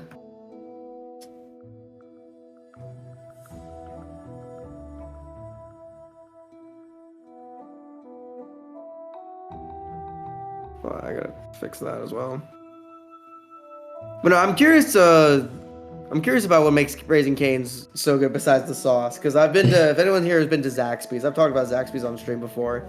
That's basically like the chicken chain that I'm most familiar with. I don't like Chick-fil-A because I don't like supporting homophobia. Yeah, valid. Yeah, so every time Extreme's family would come up and visit us, they'd always bring Raising Cane's with them. And it was always good, just like even like when it was like in the car for like 6 hours. And then when when we were in LA, it was my first time ever having like Raising Cane's like fresh at the place, because even previous trips to LA, usually like someone in Extreme's family would like go and pick it up and bring it to us, like after like driving for a bit. But this was like in the restaurant, like in-house, just like there, piping hot, fresh. My God. Oh, the other thing from Raising Cane's you gotta have is the bread. Yeah, so it's just the chicken tenders. Bread? Yeah, the chicken tenders, the sauce, and the bread. Those are the 3 things you gotta get. Okay, wait, no. I think about it. There's a 4th thing. Their special lemonade. Don't get the fountain drink. Get their special lemonade because it's really good. Okay. Yeah. That's interesting. Yeah. Damn, Dad. Shut up, son. We're going to dinner for business. But Dad, I want to rock my band with friends. And we did rock band with friends. We did actually, yeah. I discovered that my singing voice isn't completely shot to shit. Although it's close. Oh, man. You know, Golds. Have you talked about, how deep into your theater experience have you talked about on stream? Because I don't want to say too much. I don't know. I'm okay. I'm okay talking about it. Have you talked about Avenue Q at all on stream? I think so. I don't want to. Okay, so here's the only thing with Avenue Q. I love talking about it because it's really fun. I just don't want to be known as that guy who did like one cool like acting thing and then only talked about that for the rest of his life. No, that makes sense. Yeah, but I just wanted to say, like, I don't know how the hell you sang, like, and actually hit notes in that voice. Because I can barely hit notes with my normal voice. Okay. You were there. You kind of heard me. Yeah. I was struggling to hit some high notes. Grambo, after you left, so like we went back, we did more rock banding. The South Park Eric Cartman Poker Face was on there, and I sang that with the Eric Cartman voice. Can't read, no, he can't read. Okay. Damn it. Okay, I don't want to like actually scream because, or else like my family's gonna be like, Reggie, what the fuck is wrong with you? But you also Discord's not picking it up. I get the idea. It's so high pitched that Discord's like, nah, son. Suck my balls. Can't remember. Yeah. I did my best Eric Cartman impersonation. Lovely. Also, 3.5 minutes left. Sorry. Otaku, what are you complaining about us for yammering? What else do you want us to do? You just want us to draw in silence? Yeah, it's just like, oh yeah, let's just draw, do nothing. Alas, not your Italian father having to travel to have business dinners. You didn't get to see it? If you want real Cane's, Graham, it's in Tejas. Oh. So, apparently the original Cane's is in Texas. You, Gold, the LA local, what do you have to say to that? I'm not an LA, hey, hold on, I am not an LA local. I'm a West Coast local, but not an LA local. That's the question for Extreme. Yeah, okay, that's fair.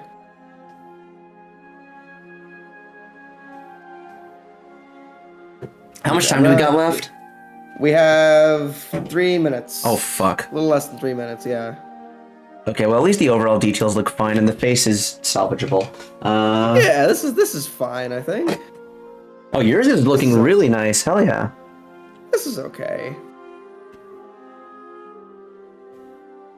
I'm happy with the face. Oh, thank you for the hydrate and the posture check, G Thief. We could have had a damn threesome stream for Rock Band. Oh. But you guys don't want to hear me sing. Yeah. Maybe you do. Also, I don't think any of us are really content pilled. Like, okay, I know there's like a lot of people who like stream and whatnot, and then they have to like pull out a camera like wherever they go, and I just I couldn't. No. That's too much. Like I consider myself like decently content pilled, where I like think about what would be like a fun like stream idea, whatnot. And yeah, if I'm gonna go on vacation for like a place for like a really long time, then I would actually consider like going live, just so that would be like, oh yeah, just to have some activity on my channel. But sure. if it's only for like a couple days, no. Come on. Yeah. Please no, Graham. What do you mean, GT? Also, Alfred, thank you very much for the 2 months, 2 years, and a month of subscriptions. Thank you very much, Alfred. I appreciate you so much. Didn't stream it considering he streams it almost every time he plays it. No, he plays it off stream too. Yeah, he does. Man's got a lot of time for video games. Don't underestimate Xstream. Hello, Alfred. How are you doing? Quarter century. Oh God, I know. I'm doing my part. Nah, Dad wouldn't lie. Hey, I thought I was Dad. I thought you were Mom. No singing. It depends on the day. When I'm with you, I guess I can be Mom. Any other context, I'm Dad. I see. Reggie is Daddy.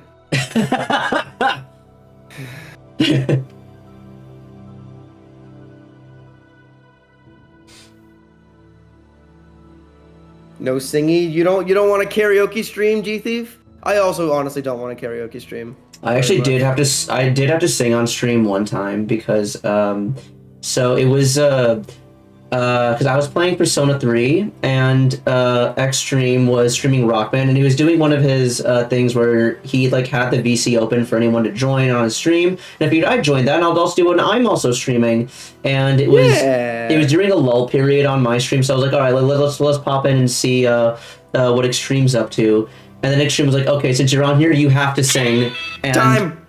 Pencils down. Okay. Yeah. Continue. Fuck. Yeah. So I have to stream. I have to sing Mass Destruction on stream. Ooh. Yeah. Thankfully, having the lyrics. You know the words? Huh? You know the words? No, I don't. But thankfully, the lyrics are up on screen, so I had that as a reference. And as long as you like know the general like rhythm of the song and can see the words like a little bit beforehand, you'll be good. And so I did like one verse. It was fun. Yeah. That does sound like fun. Yeah. And I can see like 2 to 3 things. I'm like, I want to touch up, but no, time is time. It's okay. We're moving on. Yeah. That's what you do with art. You move on. Yeah. You draw and you move on. Here, let's okay, make wait. this a PNG. Ooh, I really like yours. Yeah, I like the Junji Ito face I did on mine. Mm-hmm. Everything else is like kind of. I didn't. There's some fucked up things with the fabric, but like it's fine. It's okay. I didn't get to do much. Like I can see like the sleeve is kind of 2D that I wanted to like change up a bit. The watch didn't have time to touch up, and like the chin and like the mouth. But honestly, the mouth is fine. It's mostly just the sleeve that I was like about to do, and I was like, oh, shit. I'm just glad. Yeah, exactly. I'm just glad I got the contours like the shirt like near his like waist. Because that was just like a straight line, because that's where I started off with like the figure, and as I was like erasing that, yeah. Well, yeah, no. I think I drew his legs a little too short. I think his legs are a little too short, at least on mine. I'm not sure. Yeah, I will say though. Gold shading is go on. Gold. Oh, gee. I noticed gold shading is a lot more binary than gray. Yeah, it is. But no, I will say, I am kind of happy that I like learned to like prioritize stuff. Because I feel like I obviously normally what I want to do is like go for the fabric, go for the clothes. That's something I know I can do, something I know I can look good. But if you zoom out and look at the whole thing, if the guy has no face, then you kind of like ruins it all. And I did end up spending a lot of time on the head and face just so that it could look normal. And while I did come at the cost of like some like fabric shading stuff, I do think it does help the piece as a whole a bit more. Yeah, I think so. We got the general gist of like where everything is like supposed to be mapped out. On the piece. And yeah, I definitely took some creative liberty with the face just because. I know this program doesn't lend itself well to tiny little details like faces, so I'll just let it go big. Yeah, I was considering changing my pen size. Not gonna lie, but I'm already having pen size doesn't matter. If you're zoomed down a certain way, it just like won't pick up certain pen strokes very well. I see. Yeah, I after a certain point, because I'm already like, because I have like touch mode enabled on my like tablet. I was like, do I really want to be fiddling around with the settings more? And I was like, nah, whatever, just zoom in, zoom out. Did I render his whole arm? Yeah, I rendered his whole arm. He looks like Cillian Murphy in 28 Days Later. I still need to watch that movie. I've never seen it. I haven't seen that movie either. I think that's the British zombie movie where, I think that was the first movie to have zombies run. And it's like one of Cillian Murphy's first roles ever. Okay. Oof, watch it. Yeah, Henry and Bronze also really want me to watch it. That's what we might be doing for a patron movie night this year, or this month. Yeah. Also, I'm seeing Darshan say the face Grambo drawn is more interpretive, while Gold's is more accurate. Yeah, I would say so. Yeah. They both look like they're on Fent. This photo is Gold after my 50th Jimmy Neutron egg joke. Oh my god. Do you know about this, Grambo? This is me in LAX. That's what it's supposed to be. Waiting there for 7 hours.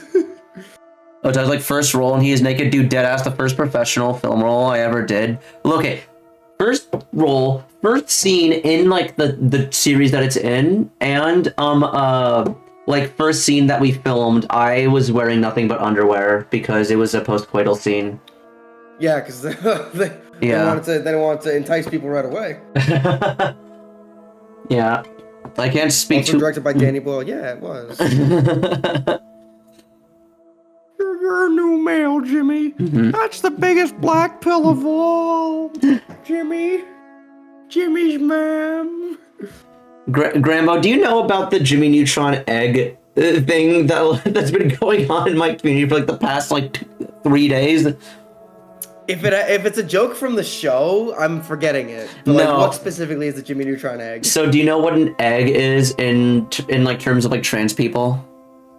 No, I don't. Okay, basically an egg is an egg is a term to describe a trans person who doesn't realize they're trans yet.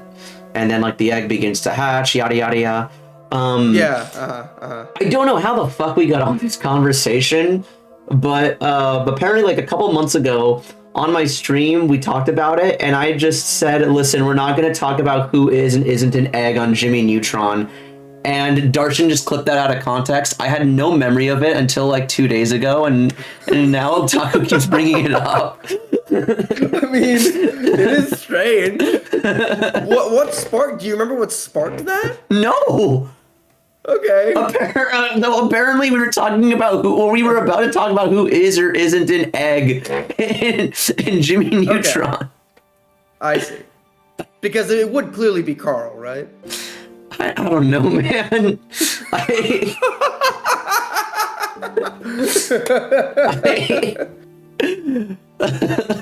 It's my Roman Empire. Okay, Gold, here's a question. Oh my god. Amumu asked me this last night, but go ahead.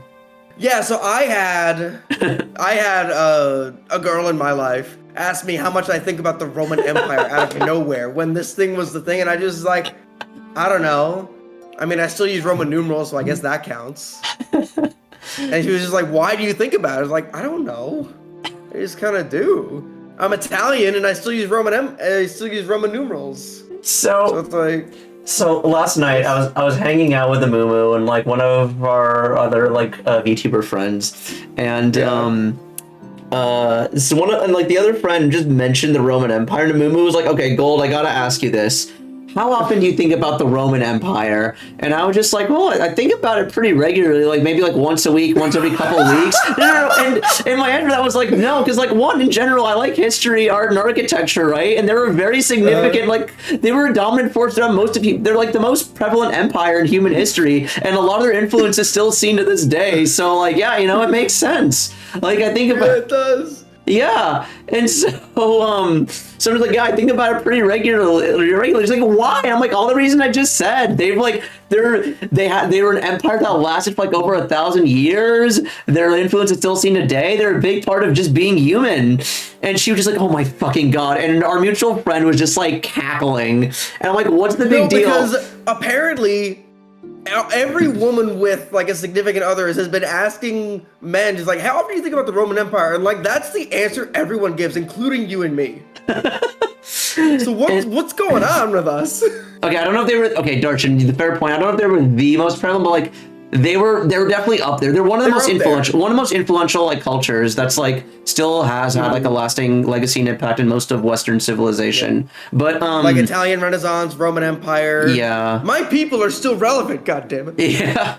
No, and then Amumu told, and because like our friend was like he's like, yeah, she's like really weirded out by that meme. And Amumu was like, I don't get it. She's like, I think it's weird that people think about the Roman Empire. Why? What's the point? Like, she apparently doesn't think about the Roman Empire, but for me, it's like, Okay, maybe I might not be thinking of Centurion helmets or anything, but I will at least think of like something that's like Roman. Like anytime something political happens, in, like the U.S. Senate, I'm like, there's like a little tingly thing in the back of my head. It's like, oh yeah, the Senate. That the whole concept of a Senate like originated from ancient Rome. So like, yeah.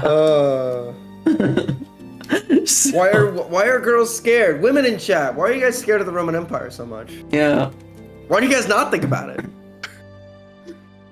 But we're also steeped in Western culture and its derivatives, so obviously it's more influential to what we. Yeah, okay, that is fair, Darshan. Okay, no, I agree. I think we also think about it a bit more because we live in Western culture. If we lived in like say Japan, I don't think we'd like think about the Roman Empire as much. Because yeah, even to ask someone in East Asia, how can they think of it? That's true. That's true. I mean, Japanese still use Roman numerals.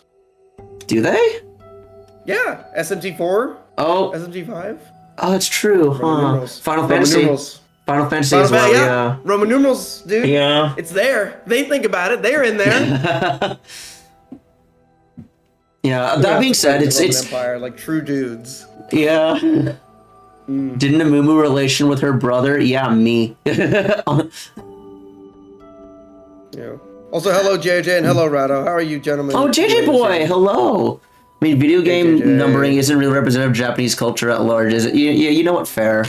Okay, I will say there's an entire city. There's an entire section of Tokyo dedicated to gaming, so I don't know. Yeah, also, like, keep in mind that, like, a lot of Japan's, like, political structure was built by the U.S. after World War II, and the U.S. itself was, like, influenced by a lot, so, yeah. Like, oh, God, it's just, like... I'm just picturing that one photo of like the ever progressing size of dominoes, where it's like the big one is like the smallest one is the Roman Empire, and like on the other end it's like Akihabara or Hatsune Miku or some shit like that. Yeah, like the small one should be like two boys being raised by wolves, like Romulus and Remus. Yeah, and then the big one is the Roman Empire. and then you can like see like the big one would just be like a Kizuna AI or some shit. Oh God. How's life been treating me? Life's been treating me okay. I just got back from a nice vacation in Los Angeles. I can show off my little shot glass. I got a little shot glass. Los Angeles. Oh yeah, the U.S. sort of adopted Greco-Roman structure. Yeah, absolutely. Like the architectural. Yep. Oh yeah, absolutely. You know, like a lot of like the stuff in D.C. is just like like you said, Greco-Roman, like the white marble pillars and what have you. Though the Washington Monument's a bit more okay. Anything with like white marble pillars, you can trace back to like Greco-Roman, but the Washington Monument in particular is Egyptian because obelisk. I'm gonna have my little at night digestif now. A little bit of also, hello, Gold. Are you doing well? I am doing well. We just finished our first drawing together. Yes, well, I'm gonna get another photo ready for us here. Do we want to do the photo that was in the island? Yes, I will pull that up immediately. Okay. There's Megan Thee Stallion's Death the Kid, and that's actually really. Oh, we'll do that one next. See. All of Megan Thee Stallion's anime cosplays. True, but wasn't Egypt at the time also heavily Roman influenced? I don't think Egypt was that Roman influenced until really late in its like. Well, I mean, didn't Julius Caesar get into bed with Cleopatra? Yeah. So there is. They did intermingle. There is absolutely. They were sort of around the same time. Yeah. Well, okay. Yes, and Egypt like started off like way earlier, and then towards like the later bit of like ancient Egyptian like timelines. Like once we start hitting like the ADs, that's when there was mingling between Egypt and Rome, and then after that, there was a lot more cultural crossover. Yeah, and Rome was like Julius Caesar was the new kid in town, and then he started, doing what Julius Caesar did, encroaching on everybody's shit. Yeah. Getting all up in everybody's business, as Julius Caesar is one to do. Yeah, also I should probably hide my canvas here. Get rid of that shit. Get rid of that shit. We got a new photo. We got a new person in a fetal position to draw. I gotta add another layer. There we are. Oh, yeah, this wouldn't matter. Wait. So this one's a little bit different because it's more fabric, and also there's a new object. We have an actual. She's holding something, so there's an object to take into account here. AK-47. Yay! I love. Yeah, firearms. Gotta love them. She has a gun. Everybody run! Grandpa Wen Pizza Tower. Oh yeah, so is it just straight up like a new playable character? Is the noise playable now? Or the Pizza Tower strikes me as the kind of game that doesn't really need DLC. So I don't know. Wait, Pizza Tower's getting DLC? I think there was a new update. I'm assuming it's a new playable character. Huh. I just see JJ Boyner testing pumped up kicks. Will play at any moment. Yeah, right. I don't know that reference, but I believe you. Oh, you don't know pumped up kicks? No. Oh, it's it was a song that was really popular in like the early 2010s. All the kids with the pumped up kicks are better. Oh, that song. Yeah, I know that song. Yeah. Okay. Okay. Yeah. And it was really catchy. It was playing on the radio all the time, and then people started like reading a bit more into the lyrics, and then I think the musicians themselves were like, yeah, no, it's about school shootings. That would make sense. Yeah. Twitch, get his ass, get ready to have your VOD muted, idiot. Okay. Oh, okay. A little karaoke's not gonna kill us. If they like mute, if they ever mute my VOD because of some like singing along I'm taking that as a compliment. Like if you actually think my voice matches the original musicians, then like I'm flattered, frankly. You didn't have to cut me off. Okay, I actually saw a video about that today. Apparently, Gautier, the guy who made that song, is completely okay with people using that song for like any sort of like parodies or like transformation, or at least he was in 2012. I don't know if he still is, but yeah. What if an entire karaoke stream is streamed, still safe from copyright? I don't know. Cause like you could split the audio and not have like the actual karaoke backing track, but then you still just have like the silent singing. Yeah. So I don't know. Cause I'll probably never do a karaoke stream, JJ. That's for our time. That's for private time with the boys. If you try hard enough, your vocal cords will be able to reproduce any audio waveform perfectly, including the original studio mix of any given song. Yeah, and then you'll like lose the ability to use your vocal cords after like 10 years. Hashtag karaoke stream with Grambo. No. No. I still need to watch it, but I believe you. I believe that Dean Venture is in Persona 3 Reload. Oh, for context, Gold, a voice actor from the Venture Brothers voices a couple of characters in Persona 3 Reload. He voices one of the teachers, someone who does a voice clip in a movie, and I think one other character. Okay. Which is a shame, because he's a great voice actor. I kind of hope he would get a bigger role. I see. Yeah, I was saying in my previous stream that I kind of hope Ray Chase gets an actual role in Persona and isn't delegated to Aoyama Ichome. Now arriving at Aoyama Ichome Station. Is that Ray Chase? That's Ray Chase. He's the he's the trained voice. He's the station voice in P5. It's such a waste of Ray Chase. I know. Don't worry, we got near replicant. It's fine. We did. Yeah. I always forget that Akechi's not Ray Chase. It's Bobby Damon or Robbie Damon. Yeah, Robbie Damon. I always mix up those two people. Ray Chase, he was teenage Nier in Nier Replicant. No, he was not. No. Teenage Nier was Zach Aguilar, and Ray Chase was adult brother Nier. I call Zach Aguilar. I call him Baby Nier. Like young Nier, Baby Nier. Fair. And then because like adult Nier to me is Jamison Price. Oh, okay. No. There's adult Nier, then there's Daddy Nier. Like. Don't call him Daddy Nier. Well, that's what he is, though. I mean, you're right, but don't say it out loud. People are gonna think things. Yeah, they're gonna think the truth. Let me explain. Exactly. You're back. God, Jamison Price is so good. I love him so much. Oh, Jason, daddy nearby. Hold up. So if you've ever played Nier spelled Nier, Yeah. Jameson Price voiced the protagonist from the original version, and the remake that got Ray Chase to play the second version of him. Yeah, it's a bit complicated of like the different versions, but in the West, yeah, like in the West we got the grandpa, and then in Japanese we got the little kid who grew into a teenager. yeah, no, he's not a teenager. He's like a full grown man. Like He's a man. Yeah, he's Ray Chase. Ray Chase ain't no baby. Yeah, that's true, and he's great. Mm-hmm. Oh, Ray Chase was also in Nier Automata as well. He played Eve. Grandma? Oh yeah, he did play Eve. Yeah. Ray Chase is great. Yeah. Also, speaking of voice actors and Persona, before we begin, actually let's get the timer going on this. We're gonna do another 30-minute study. Good. All right, so are you ready? Yeah. All right, 3, 2, 1, go.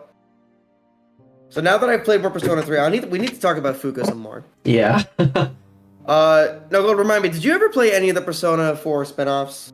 I played the dancing game. Is Fuka in that dancing game? No, none of the Persona. It's all the P4 cast, and there's a few original characters from. No. Oh fuck. You need me to pause the timer? Wait, yeah, a little bit. Okay, that's fine. I won't draw either. Damn it. I'll catch up the chat. You know the ReZero Spec Ops The Line fanfic I told you about? Oh, yeah, I remember that. Yeah, I have that bookmarked on top, and because I have touch mode on, I accidentally clicked on it, and so a big thing on my stream just popped up that was like, oh yeah, fanfiction.net, story not found. I'm like, no! I still have it, even though the story's been taken down, I still have it bookmarked in case one day it ever comes back and I can read it. Aww. You know, I remember when I got into ReZero, I found it, and I bookmarked it, and I was like, I'll read it later, not knowing it would be taken from us. Oh, I know. That's a shame. What were we talking about? Oh yeah, the characters. So the Persona 4 spin-offs. Mm-hmm. So in Persona 4 Arena, both games, and Persona Q, Fuka's in those games. Mm-hmm. And she's voiced by Wendy Lee, who was Faye Valentine, Haruhi Suzumiya. Damn. She's been in a lot of stuff. So honestly, I know we were talking about how Fuka original voice actors is not very good, and how she's so much better now. But honestly, I was already kind of used to good Fuka from the spin-offs. I see. Which is maybe why the contrast didn't feel as strong to me. Like Susie's doing an amazing job as Fuka. That's good to hear. But I guess I sort of discovered that Fuka was already kind of improved from.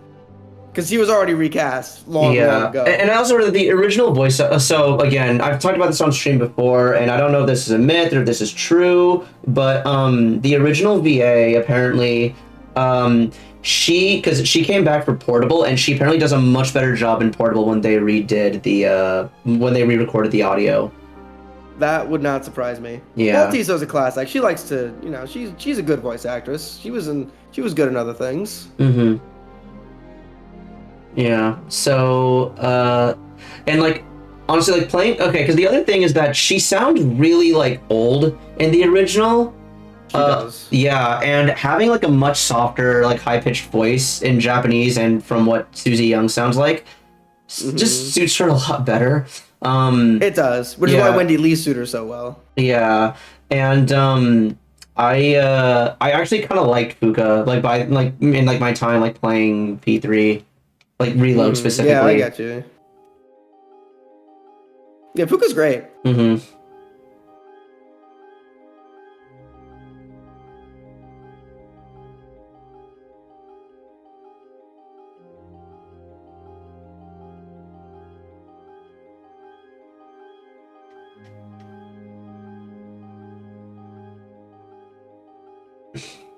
This dude's proportions are so weird.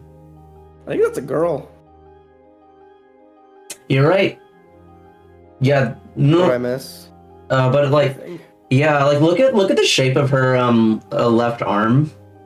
Like I understand It's, this. it's very muscly. Yeah, but it's also I get it's like because of like perspective and like she is wearing like a very like very baggy clothes, but like it just shrinks so much. Also, JJ is asking you your favorite ReZero character. I'm not as familiar with ReZero as Gold is. Yeah, ReZero. But I'll just say. Yeah. You'll just say. I know about a rabbit, so I'll just say the rabbit. Honestly, not a bad choice. Yeah. So my favorites. Why am I off to the side? Sorry, I'm looking at my chat now, but basically, yes, I know about the rabbit. Yeah, thinking about it, I don't know. So I always thought Krush Karsten was really cool, the green-haired girl.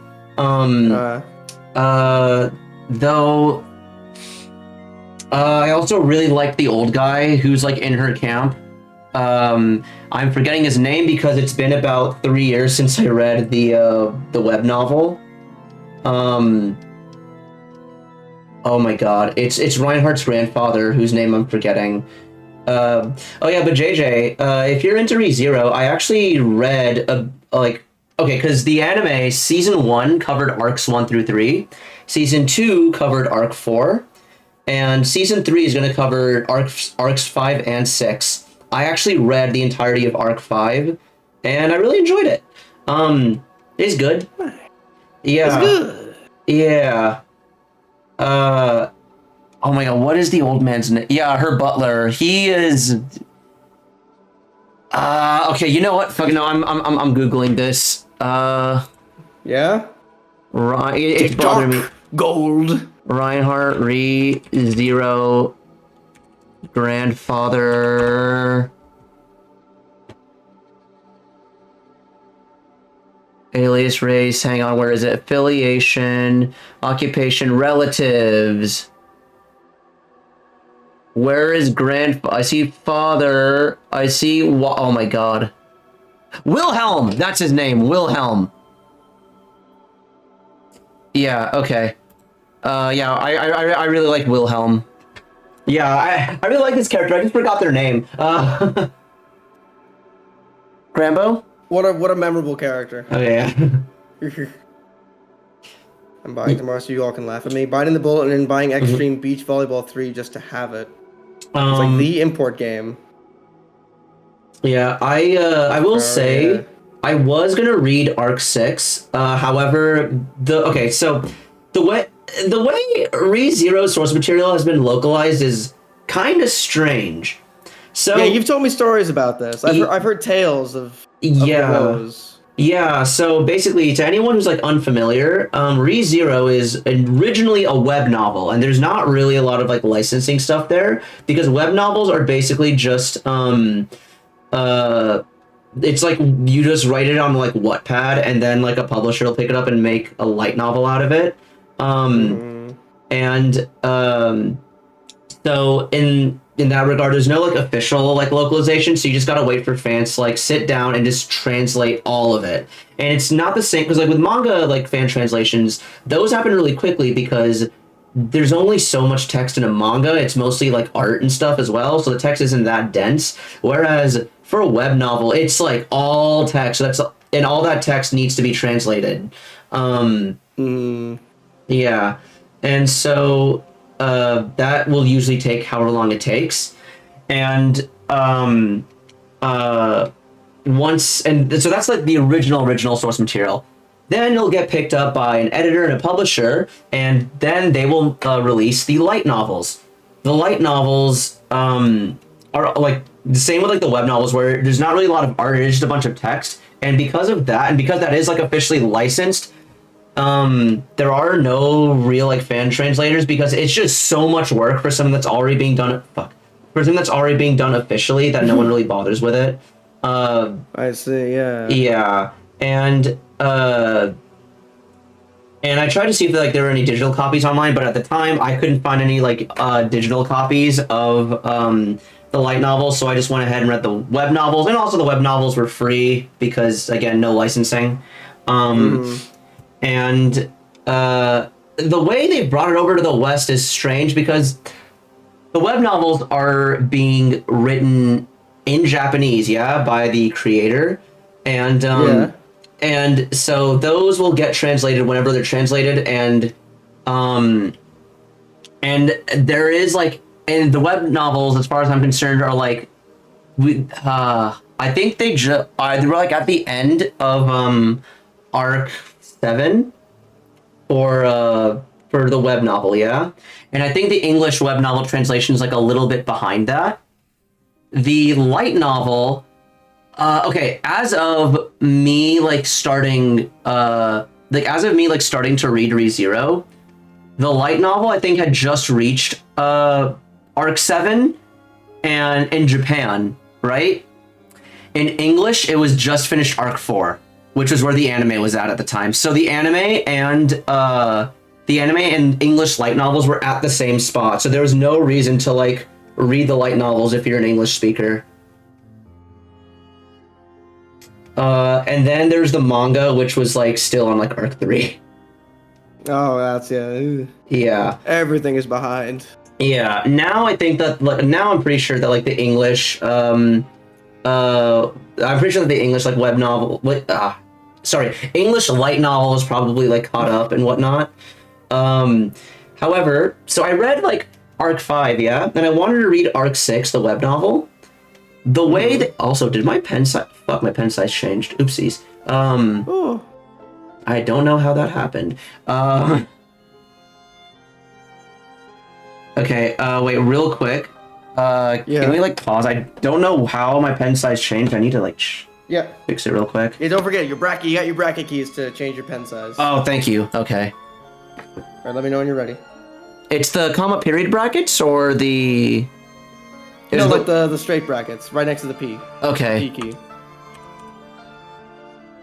Okay, hang on, wait, let me go back here. You let me know when you're ready again. I got my pen down. Thank you. Is it the same size as before? Yeah, I'm gonna say that's the same size as before. Okay, let me just erase this, then I'll be ready. Okay. Let me just... His character is really good. Heard he gets more interesting in future arcs of ReZero. There we go. All right, yeah. Okay. Yeah, I'm ready whenever. Freeze, put your pens up. Grambo, whatever you do, don't tell Gold the shortcut to deselect something again. Oh, Control D. Is it, I don't think I know that shortcut actually. It's Control D. Oh yeah. Yeah. But yeah, I'm ready. Oh, okay. Very funny. Grambo, comedian over here. Have we restarted the timer, Grambo? Yes, we have. All right, cool. Yeah, so arc 5 was like all in like one site, right? Now remember, the web novels are all like done by like fans. There's no like one official central spot to read it in, for fuck's sake, man, to read it in English. And so because of that, arc 6, no one site has the entirety of arc 6. If you want to read arc 6 in English, you got to go to like 3 different sites depending on what part of the story you're on. No. Okay. And I was just like, yeah, I'm gonna wait until one site has it all, so I don't have to like swap on over, or I'm just gonna wait until it gets covered in the anime. And apparently, season 3 is gonna cover both arcs 5 and 6. So, yippee! Do we know when that's coming? Yeah, since I remember I thought it was gonna come out next month, but I don't know. Apparently, this weekend there's gonna be there's a convention in Japan where they're supposed to talk about it. About ReZero season 3, so yeah, we'll have a bit more information after this week. Cool. Yeah, but his character is really good. Heard he gets more. Wait, but also JJ, which character are you talking about? Reinhardt or Subaru? Probably Reinhardt. Oh, not Reinhardt. Wilhelm's. Or Wilhelm. Yeah. Wilhelm. Yeah. Because No, I was talking about this with Extreme last night because we were looking at like just a bunch of like anime. Okay, the whole reason why we even heard of the Rascal Does Not Dream movie is because it started off with us just like looking at anime figures, and we were talking about how criminal it is that there is so much Rem merch out there, but there's only like 2 figures of Subaru. There's a Nendoroid, and there's a really expensive one with him and Rem on a Velociraptor. Oh, okay. Yeah, and that's it. Those are the only Subaru figures, which is like sad. Yep. Like I understand that. Like, okay, I'm a part of the No More Heroes fan base where we have like 0 merch. Dude, Rem's like not even like that. Okay, she's a pretty important character, but like she's not even in the series for that long. Did she show up again after like that first season? Yeah, like she like makes cameos every now and then. Okay. I don't want to spoil. I don't want to spoil for people who might be interested, but yeah. Fair enough. I respect that. Also, we have about 17 minutes left on this one. Okay. This one isn't too bad. Also, I just realized because of like my posture with like how I've oriented the camera, according to Otaku, I just kind of look like I'm going through it. Do you? I mean, yes, because I can't turn off touchscreen mode on my fucking tablet. Oh, I wish I knew how. I'm sorry, son. It's all good. No, is there something in the app in the driver you have to download to get the tablet to work? No, it's just like a little thing I'm supposed to like. There's like a little thing on the tablet itself above the screen that I touch, and it toggles touch mode on or off. But it's just not working today. Weird. Yeah. It is on me because I should have tested out the drawing tablet like when I started before as I started stream, but live and learn. We haven't done this in a little while. It's fine. Etsy is all we have for pseudo merch.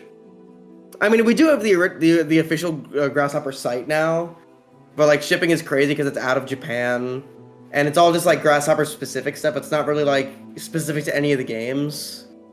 So you made the best keychain, Grams. Ah, thank you. I still have a couple of those handy. I still don't know when I'm gonna be able to sell them. I don't know.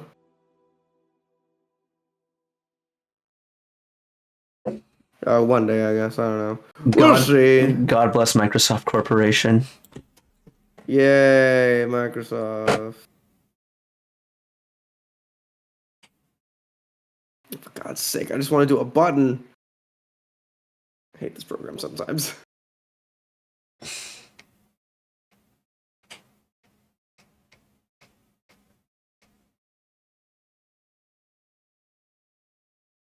They also made an Instagram shop. All right, see you, JJ. Wait, what do you mean? Is JJ leaving? Oh, is JJ heading out? JJ. I don't know. Wait, hold on. Am I just not seeing certain messages now? Oh yeah. Also, did my music just end suddenly? Oopsies. Kitty just scratched your face. I'm so sorry to hear, G Thief. I'm sorry to hear that your cat is being uncooperative.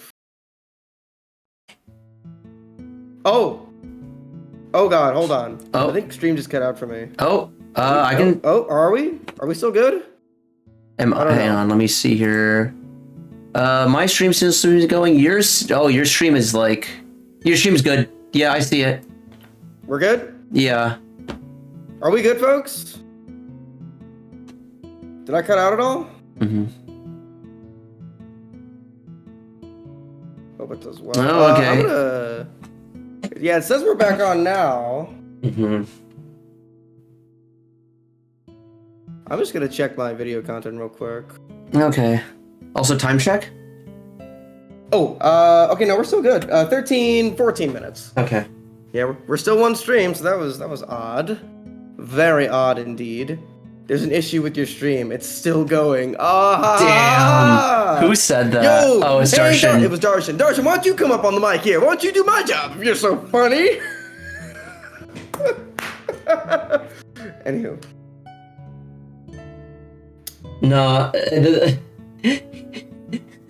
My response to that would have just been going to the offline screen for like a full minute or something. I've been watching too much Frasier. I'm copying his mannerisms. Oh no. I found out that it comes free with Amazon Prime, so I'm going back and rewatching episodes. Oh shit! Oh yeah, I think that's how we saw it. Now that I think about it, yeah. Yeah, it's really good. Yeah. Frasier's great. I watched a lot of Frasier when I was really young because my mom was a big fan of it. Yeah, that sounds about right. Frasier's still great. I feel like. Do you think it's? Do I think it's?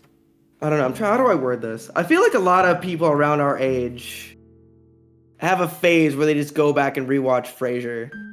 To where, like, at this point in our lives, it feels like a lot more relatable now than it did originally as a kid. Yeah, because we're adults. Yeah, because we're adults now. So I don't know. I feel like a lot of people. I feel like a lot of guys our age. They go through a Frasier phase. Or like Frasier is literally me for real. Like I wouldn't go that far in my case. I definitely understand where Frasier's coming from a lot of time, but I wouldn't say he's me for real. Yeah. But I see people online, and in that B-Mask video I sent you, he starts the video saying Frasier was my guy. And it's like, I get it, but like, I don't know. Yeah. If you were exactly like Frasier, I worry. Right. I mean, you lead a very adventurous life, because he goes through a lot of different things. Yeah. But yeah. I understand his feelings a lot of time, but I wouldn't say he's me for real. I too got married in my early 20s to a children's TV playtime host. Oh yeah, that would have been in his 20s, wouldn't it? Yeah. Oh god. Yeah, because I remember the whole idea was that like, oh yeah, they were like really young and just like rushed into it because they were young and spontaneous, and then they grew up and were like, this is a terrible idea. This is a bad idea. But then every time they see each other, they latch onto each other like wild animals. Yeah, because they feel young again. I love feeling young. I love fucking Frasier. I love baby's ice cream. It makes me feel young. I love little baby's ice cream. It makes me feel healthy.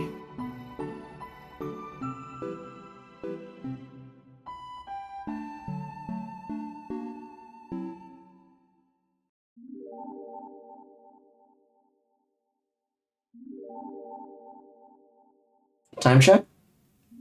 Time check is 10 minutes. Okay.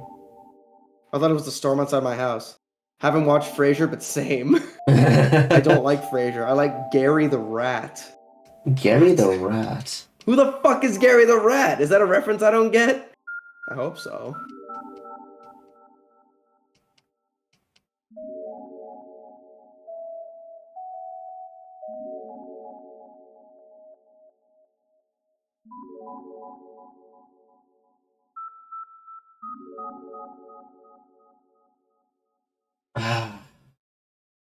Do you remember a favorite episode of Frasier? Gold? There's one early season episode that comes to mind where he meets this dude who's like very high class, and he tries to set the guy up with Daphne because he mentions that the matchmaker episode. Yeah, because he mentioned that he likes British people, British things, and Niall gets a little jealous, and everyone's a little jealous, and until everyone except Frasier realizes Mans is gay and isn't interested in Daphne, but is interested in Frasier. It's so good. I love the gay episodes. Oh, okay. That was weird. I don't know if that happened for you. No. But no, the gay episodes are great. I love the episode where fucking Frasier's having that dream about him and Gil in the motel room. Oh, yeah. And the episode toward the end of the series where him and Patrick Stewart are a power couple. Wait, I'm trying to remember that one. That was a season 11 episode. That's the one where they suspect Roz's boyfriend of being gay. So they follow him into a gay bar. Then he gets accused of being gay on air. Yeah. And then he also starts a relationship with Patrick Stewart, who plays a gay opera singer, who's very clearly just being Ian McKellen in that episode. If you go back and rewatch it, to the point where they should have just gotten Ian McKellen, but 2004, Ian McKellen was a little busy with X-Men. Something. I can't quite put my finger on what it was, but he was busy with something. X-Men. No, Ian, that and Lord of the Rings. I was going for Lord of the Rings. I see. Oh, in 2004 it was done. Like Lord of the Rings was finished in 2003. I thought the last one was in 04. No, it was 2001, 2, and 3. Oh, then it would have been X-Men, yeah. Yeah. Oh, what the Patrick Stewart, man? Patrick Stewart was also in this movie. Well, yeah, no, that's true. Yeah, hold on. Wait, you're right, though. So, Ian McKellen's just a lazy bitch. He didn't want to do TV, I guess. Well, I guess Patrick Stewart was already used to TV because Star Trek. So maybe that's why.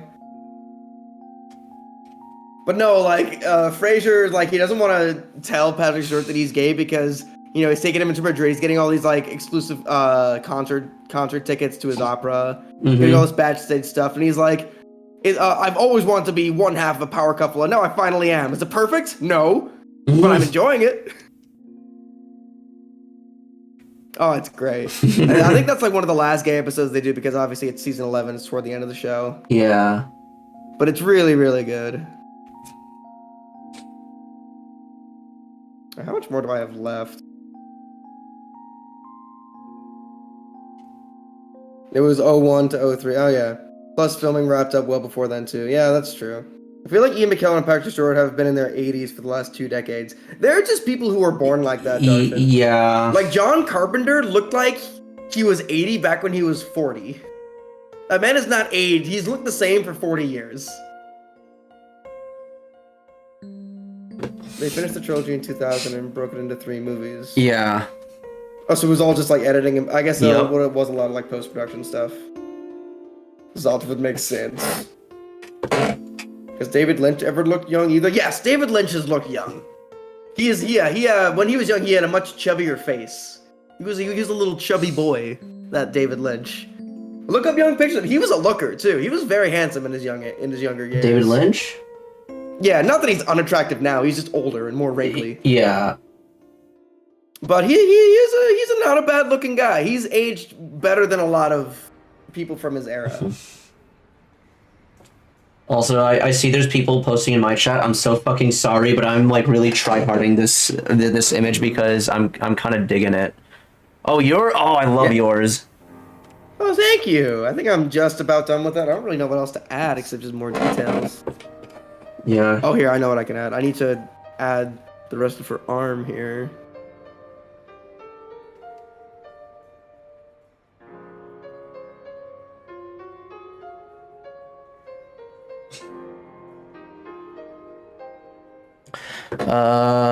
The Trent Razor. David Lynch he avoided the male pattern baldness gene. Just spent the rest of his life making sure the world knew it. Yeah, he was floating. His hair is nuts though, but it's pretty great. I tried to clip you saying I too got married in my 20s to with children, but when I hit publish, Twitch told me something went wrong, so it looks like you get to live another day. Did you end up watching that big video essay about Frasier? Not yet. I still have it like queued up. How long was it? It was like 2 hours, you said? Or like 2.5. Because he goes through like all of Cheers and like a little bit into Frasier. Okay. It's a really interesting video as someone who was very unfamiliar with Cheers but very familiar with Frasier. Yeah. Cheers is fun. It's a different vibe from Frasier. Yeah, a lot more characters. From what I could tell. Also, like Frasier is basically just like 5 characters. Yeah, and also like really, Frasier seems to be like a lot about bringing like the high and mighty down to earth and this sort of vibe. Compared to Cheers, which takes place in like a bar. Yeah, for the most part. Yeah, Frasier is very much. It feels very much like a high society satire a lot of the time. Yeah. But also not because it's also really interesting because like Frasier, yes, is back in his high society bubble, but he's also still so changed from his life in Cheers. Exactly. And they go into it in the video how like in Cheers you had Sam Malone, who's like a blue collar kind of jockey guy. Yeah. And in contrast to him, you had Frasier, who's sort of like the uppity doctor. Yep. And then in Frasier, you had Niles to sort of take the original Frasier role. To Frasier now being like the leading guy. The leading jock. Yeah. Well, compared to Niles. Yeah. You know? But then, the more I rewatch Frasier, the more I realize that like, yeah, Niles is kind of the second protagonist. Yeah. I've loved going back to all the episodes that really just focus on Niles. Where Frasier's just like gone for like a conference or he's visiting Freddie or what have you. Like, one of my favorite episodes is, you remember the episode where Niles is taking over for Frasier's show and he helps out that basketball player? No, remind me. So the basketball player for the Seattle Sonics is like in a funk, and Niles gives him some advice. And it turns out his advice is like world renowned, and it wins him a big game, and everybody sees Niles as a hero. Yeah. But it turns out every time the basketball player like pats Niles on the head, that's what's making him winning, and he sort of just sees Niles as a good luck charm. Yeah. And Niles is upset at this because he wants, he doesn't believe in superstitions, and he wants to make sure he's getting legitimate therapy. He wants the advice to be legitimate. Mm-hmm. Yeah. And it's a really nice little arc for Niles, where it's like he sort of starts off as this sort of uppity, pretentious snob. Yeah. But then you actually see he does genuinely care about his job, and he's probably a very good psychiatrist. Yep. Kind of like how we would get like bits of that with Frasier and Cheers, I'm sure. Mm-hmm. Bruce Campbell at the Evil Dead 2 premiere is just me. Yeah, I know. David Lynch's story of Woody the Woodpecker plushies is funny as fuck. Wait, which story? I'm not familiar with this one. Real look at that woman. Yeah, Lilith only got more attractive as the years went on. Yeah. It's kind of crazy. Yeah. Frasier was blind. Frasier was, ugh. Frasier had a lot of problems, but like, man. Frasier did have a lot of problems, like hiding an entire marriage. How do you hide an entire marriage from your new wife? Like, bruh.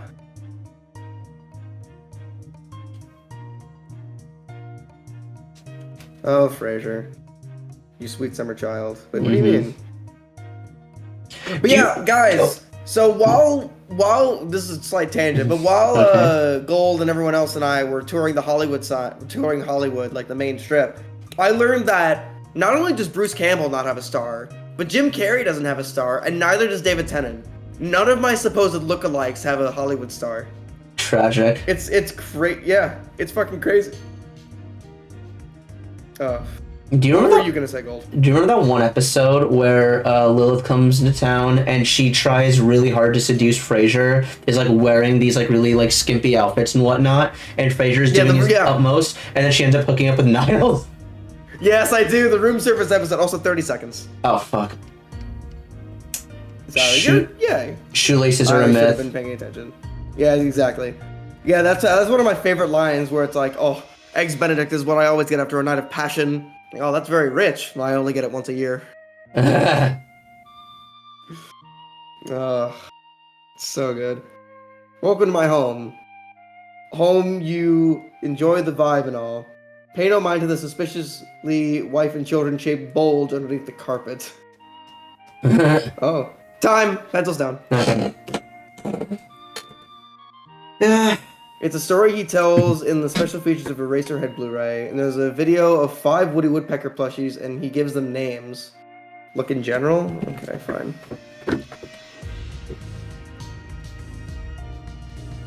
Yeah, what about it? What's in general? Oh! Oh yeah, guys, look in general in the island. There's young David Lynch with the 5 Woody Woodpeckers. Oh my god. Yeah. Look at him, look at this chubby boy.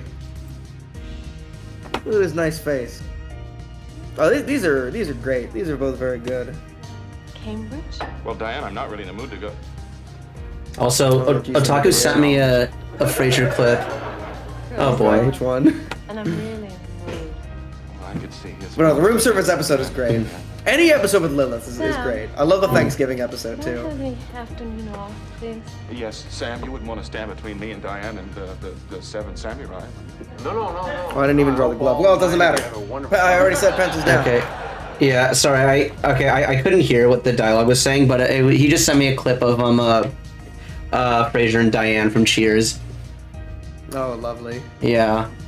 Oh god, the episode where Diane comes back and she has that awful play. Oh god, yeah. No, I remember. I love the freak out that Frasier has in the theater. It's so good. No, I also remember when she's like describing how because it's a flashback scene, and so because of that, the studio audience wasn't there, and so she's just talking about how she and Frasier met, and then on TV in the show it cuts away to the flashback, and you just see Diane at like the asylum, and she's like playing croquet. And she's like, yeah, and she's like using like very like metaphorical language to talk about how she was like trapped and caught up in like a web of chaos, and that Fraser was able to pull her from it. And meanwhile, you just see her getting into a fight with one of the other patients, and Fraser literally having to pull her back. Yeah. It's so good. And there's no laugh track for it. And that's the other thing I wanted to point out. This whole thing's happening, and you don't hear the audience laughing. There's no laugh track, so you just see this, and it's just Diane's narration. But besides that, it's just like complete dead silence. It's great. It's so good, dude. What about the episode where Fraser is by himself and he imagines all the women in his life? All right, so are you ready? Yeah. I don't think I rewatched that one yet, but I know the one you mean, where he's like in a room with Lilith, Diane, and his mother, and the third lady. I can't remember. Go. Oh, so now that I played more Persona. Also, that is a really good clip, Darshan. I'm just now reading.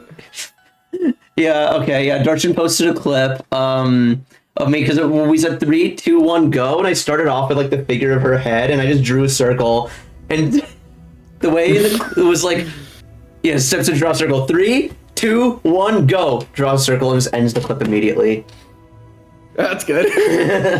Oh yeah, it's speedrun. Yeah. Okay, but let's actually take a look at this.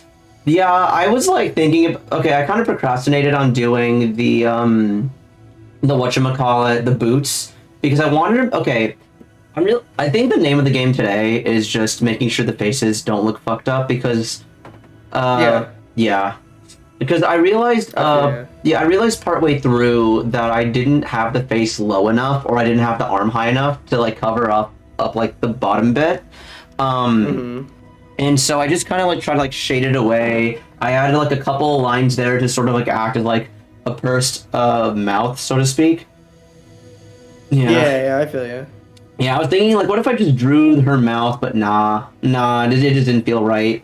And then after that, I tried going... her mouth is covered by her arm anyway. Yeah, and then after that, I tried going back and, like, because I had, like, the texture on her pants drawn beforehand, but it just didn't, it looked a bit lazy and sloppy. And so a lot of my time in, like, the last 10 minutes or so was just dedicated to me going back and like erasing a lot of like the fabric shading I'd done and reshading it, you know. And yeah, that's why it ended up looking a bit more bare bones than I normally would have, just because I just kept going back and forth with this one. This is an interesting pose. Yeah, I really like the pose though. Like I mentioned that like the arms felt a bit weird, and like when I was zoomed in drawing it, it still felt weird. But now that I like zoomed out, yeah, I'm happy I drew them this way. I do wish I had a bit more time to like draw like the jacket on the floor, but oh well, it's a lesson to be faster. Exactly. Exactly. Yeah. Circle torment. Yes, indeed, Rado. Circle torment, indeed. Your figure looks Greek somehow. Maybe the hair. I think it is the hair. I drew my hair pretty fine and a bit more. Not fine, but I think that's not the right word. Scribbly, I think, is more the correct word. And scribbly drawing hair looks a bit more like curly Mediterranean hair, IRL. So I think that's where it's from. Yeah, probably. I could see that. Yeah. I can certainly see that. All right, I'm gonna reset our canvas here. Okay. Get rid of that. Let's see what else we got in the old bucket.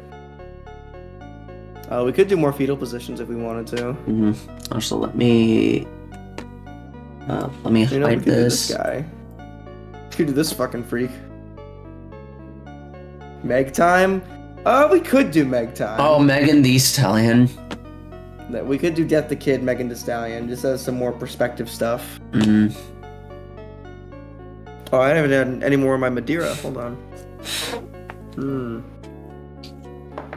Oh, delicious.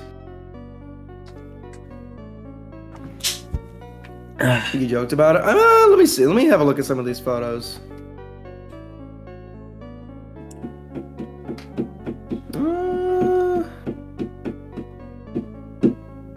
I feel like that one will be really easy. Wait, what? So I will make fun of Gold's balls regardless. Why are we talking about my balls? What? I just look over and I see gold balls. I'm like, huh? Yeah. Meg. Yes, Oh, Meg Griffin. Oh, hey Meg, remember the time? Remember the time you dressed up as Death the Kid from Soul Leader? The Dragon Balls. That's in poor taste, mister. Gold, did I tell you that we found out about Akira Toriyama's death on stream? No, oh man. Yeah, I was doing a reload stream when we heard the news. Damn. Yeah, it sucks. Yeah. Oh well. Yeah. It's not fun. Was Dragon Ball Super still ongoing? I don't know. I didn't follow Dragon Ball Z, but that would be a Jordan question. Yeah. Jordan or Royal Irish Nerd question. Cause I remember okay, I don't know if it ever like ended, but if it did, I don't remember hearing about any sort of ending. So. Yeah, nor do I. I know. I kind of like this lady. I'm gonna give you a choice. Okay. Gold. Yeah. I'm gonna send you 2 photos real quick. I'm gonna get my mouse back for it though. So hold on here. Oh my god. Send you 2 things. Oh shit! If he's still here, I'm sorry. I'm just now noticing casual strategies has been lurking in the stream and said lurk. If you're still here looking, thanks casual. I appreciate you. Thank you, casual. Hold on, where am I? Here we are. I'm DMing you a thing.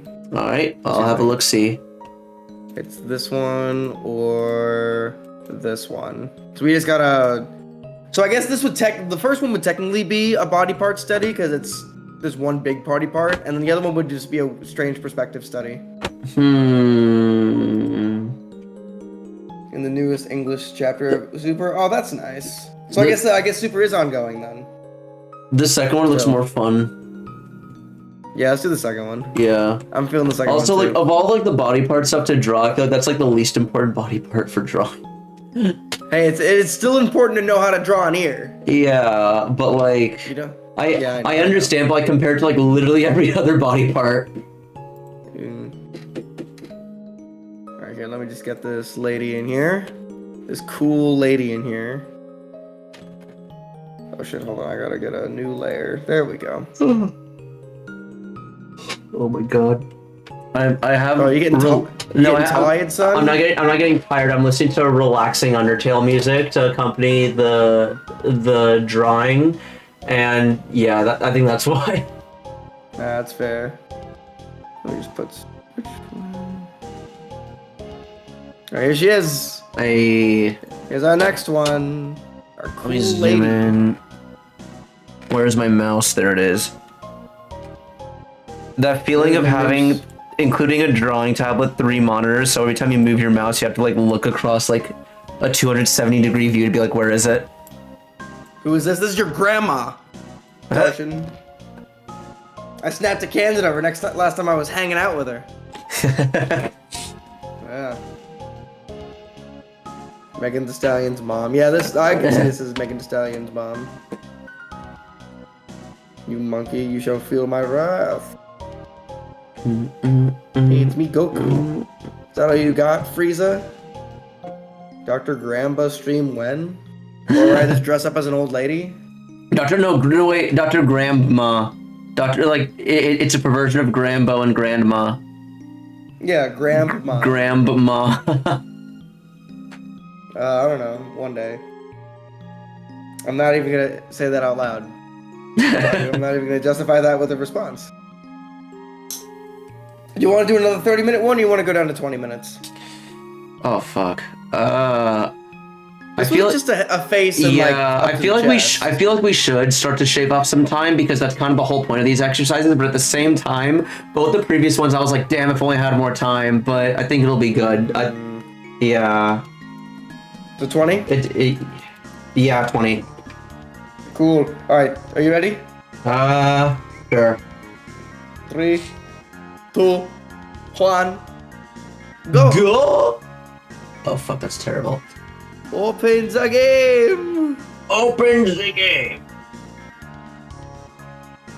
Whenever you draw a head, do you ever visualize what the person would look like if they were bald? Like, we'll just start off. That's usually a good way to start. Okay. Because you always want to get the shape of the head. You never want to let the hair be the shape of the head. That's what a lot of, like, if you ever open up like a draw like your favorite mangaka books, they make that mistake a lot.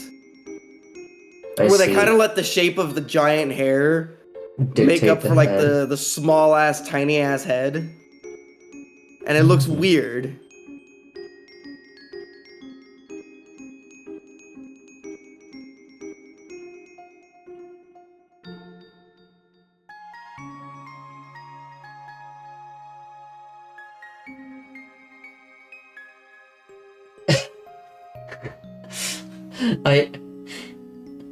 Okay, the way I'm like drawing the shape of this head. Okay, no. But it'll be fixed here. Okay, I was about to say it kind of looked like I was making a Wojak. Yeah, I'm kind of making a Wojak just for fun. Just for fun. What are figure sketches if not glorified Wojaks? Indeed.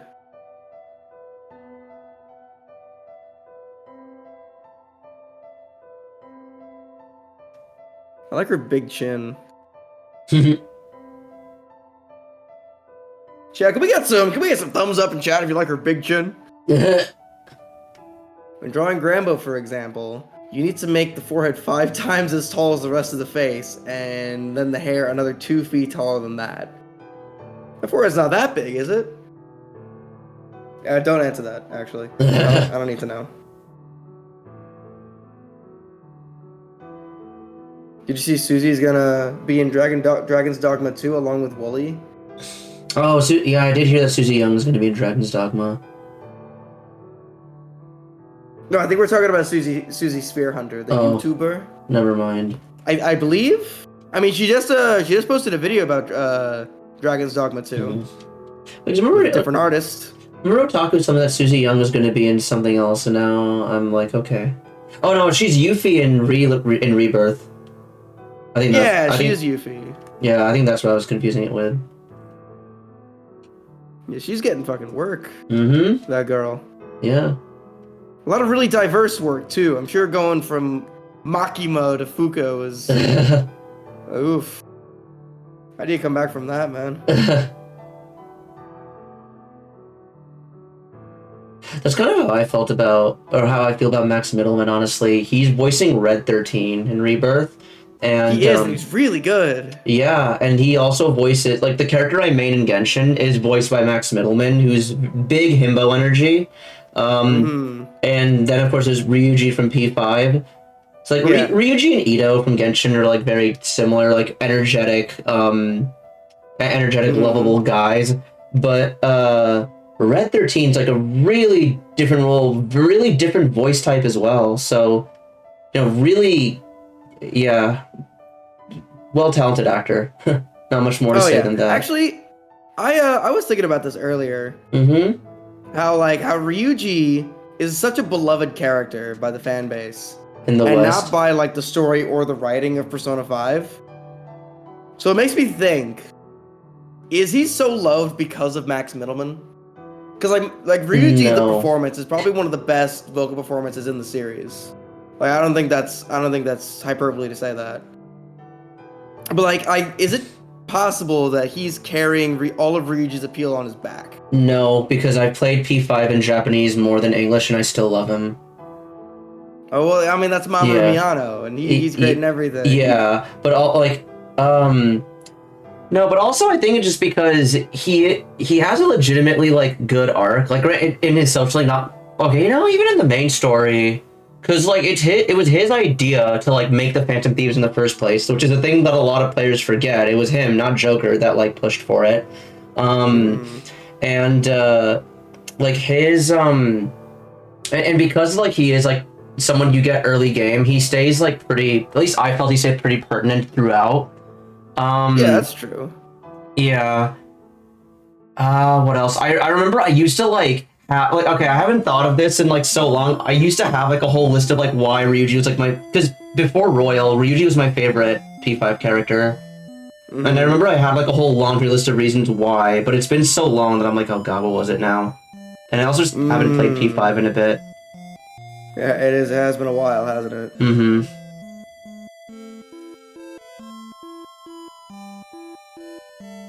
I really like this lady. Yeah. She's very good. She has a very good face. Drawing the details of her face kind of reminds me of Homer Simpson. Okay, Grambo, look at. No, I agree. I agree with you. Yeah, look at my sketch, and you'll see why. Yes, I get it. I see it. You're too late, Spider-Man. I've already drawn you as a soy jack. With the tiniest of bulb, regardless of how big your forehead it actually is, I will always exaggerate it because unwarranted cruelty is funny now. Yeah. You told Gold that Marl, Tifa's landlord, is both the newspaper editor in Bugsnax and also Rita Repulsa. Huh. Fascinating. Are women really named Rita? Yeah. Rita's a real name. Anytime I hear Rita, I just think of Rita Skeeta from Harry Potter. I always think of Rita from Flushed Away. I That's the first time I ever heard that name. I think those are the only two Ritas I've ever like encountered, and they're both in fiction. There's Rita Wilson, the actress. Who I think actually played the young version of Frasier's mom. Yeah,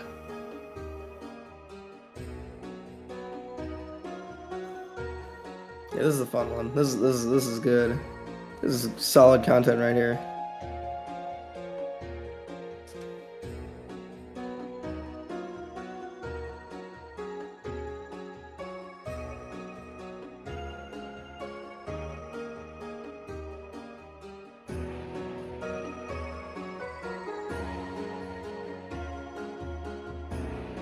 What the fuck is wrong with you? What are you guys doing? What are you guys doing in my island? You guys fucking shit up over there? You better not be. You know, I work hard every day to make that place nice. you know what? Well, I was gonna draw Also, a we line. have Okay. 12 and a half minutes left. Okay, thank you. Of course. I'm gonna worry about the pearl necklace later. Oh yeah, pearl necklace is for later. Said the man who just I see. Don't do as I say, not as I do. Alright, can I just get away with this? Yes, I can. Good.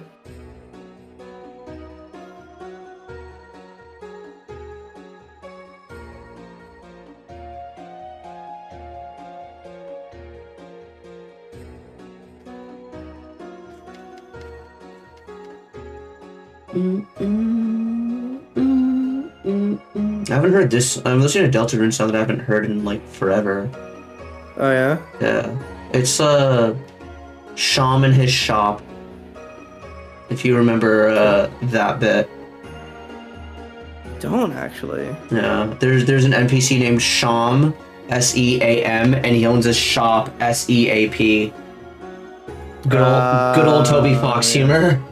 Yeah, puns. We love the puns.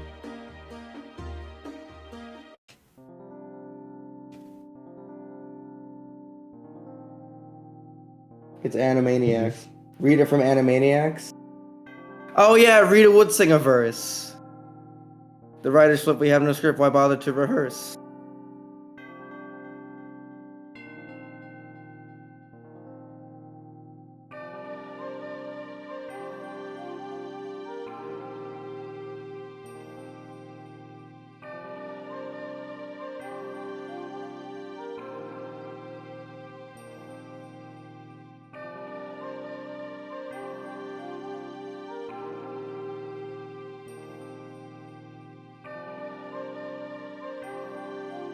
Oh, fuck.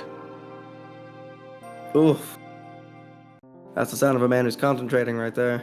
No, Oh, shit. no. Ooh. Sorry. Oh, okay. Sorry, that was me. That was yeah, me. That was something I had done, and like I nearly Nope. shit myself. Wait, you mean you wouldn't shit yourself for content? Even for me?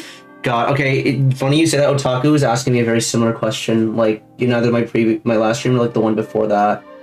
He asked like, Okay, Grandma, I'm gonna extend to you the same question that Otaku asked me, okay, you know what? Now that I've said that out loud, I don't know if this is a good idea. Do it anyway. It's fine. If someone came into your chat and said they would donate $5,000 if you just took a shit right there on stream, would you do it? I would ask for the money in advance. Yeah. And then I'd be like, I don't have to. Next time I have to go, I'll do it. Yeah, I was able to. And if I don't shit on that stream, you'll have to wait for next stream. Sorry. But it'll cost you another $5,000. Mm-hmm. And I would just keep that going and I'll just keep shitting before stream. So I'll just keep that going forever and ever and ever. So every time I stream, I get $5,000. So, my answer was I cannot shit at will. Well, yeah, neither can I. Yeah, okay, so alright, cool. I would just take advantage of that. And use it to my benefit.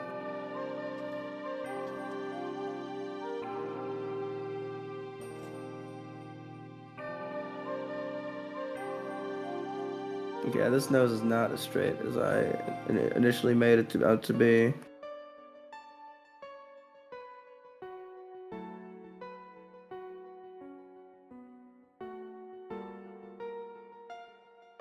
Perspective makes cigarette long. Big cigarette. You need a big ciggy. Big cigs. Mind, the conversation has already moved along. You're not my dad anymore. Oh. What? He's disowning us. Wait, what? Huh? I don't know. Cool, what the fuck? I asked you so... I said someone asked you to rip ass. Wait, what? No shit on camera. Let me know that. Wait, what? Was it not? That, oh. Too late, blowing the conference. Oh. Wait, was it? I'm sorry. Okay, wait, I deadass misremembered. I didn't mean to slander you like that, my dude. Was the question, would I rip ass on camera for $5,000? Absolutely, I would. Okay, but the thing is, for me, the point still stands. If I can't rip ass on Will... Well, then the same rules apply. Like, oh, when I rip ass, then you'll get it. But you have to stick around, and I also want the money in advance still. And if I don't rip ass that stream, then come to next stream. I'll rip ass then. Mm-hmm. Don't rip ass that time? Oh, come to next one. Sorry. Ooh. But for ripping ass, I wouldn't keep charging them $5,000. I'll be nice in that sense. I'd only be ripping them off somewhat.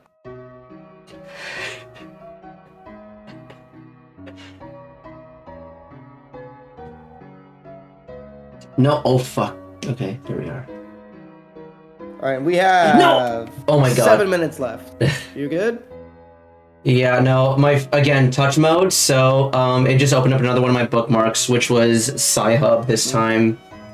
We went from fanfiction.net to Sci-Hub. Nice. Beautiful.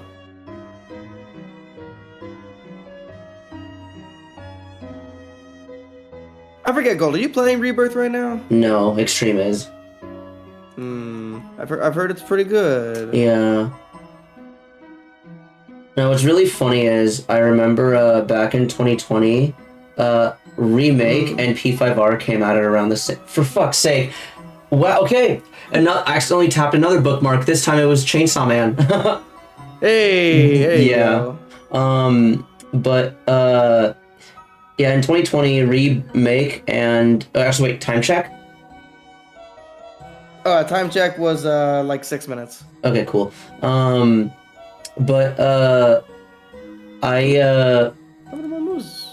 remember I played P5R when it came out, and meanwhile, Extreme played FF7 Remake, and then, when the summer came along, we kind of just, like, swapped games.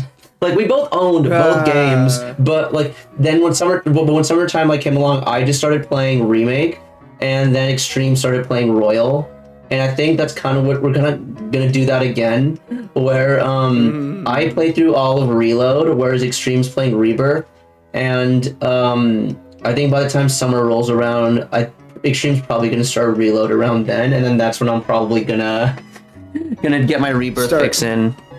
Nice, nice. Mm-hmm. Are you gonna stream it or not? Just keep it for yourself. We'll see. It is a big game, so It is. Yeah. I'll probably... Doesn't matter, just beat Persona 3 Reload. Yeah. Yeah, so I'll probably do what I did for Reload, which is play, like, major important bits on stream, and, like, save the, and then I can just do, like, any of, like, the side quest grindy stuff for myself. Nice.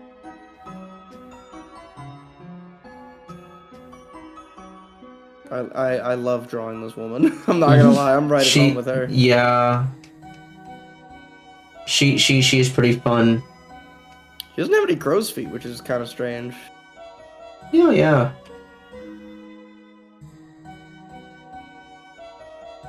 Now that you mention it, yeah, that is strange.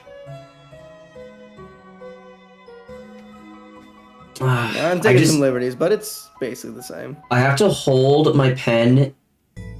Okay, I have to hold my pen in, like, a different way, and that's completely fucking me up, because normally the way I hold my pen, I rest my hand on top of, like, the tablet, paper, whatever, and then I just let my fingers do the moving. But, like, now I can't do that, because if I do that, then it's gonna, like, open up one of my other bookmarks. No.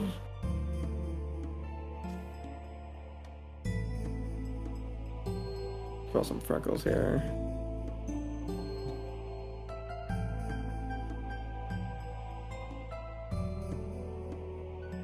Let me see, what's chat talking about? Whenever I think of Rita, I think of Hurricane Rita from 2005. That was basically Katrina 2. Today's rap battle, sensible phonetic spelling versus Irish language.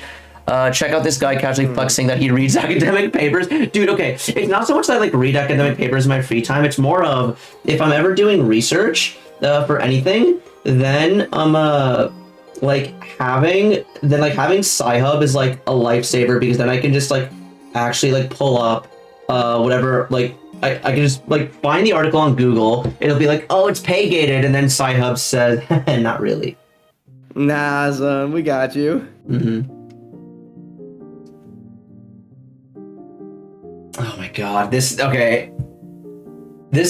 not gonna lie, I'm kind of in pain right now, because this is, like, so fun to draw normally, but then I have to, like, remember, oh, can't hold my pen that way, just, ugh. Yeah, that's not fun. Actually, no, I wanna keep that eye. I like the way I drew it. I'm just gonna move it.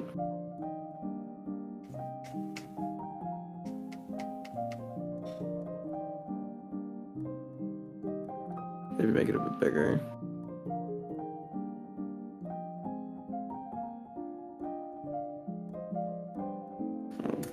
Damn it. Ugh, get out of here.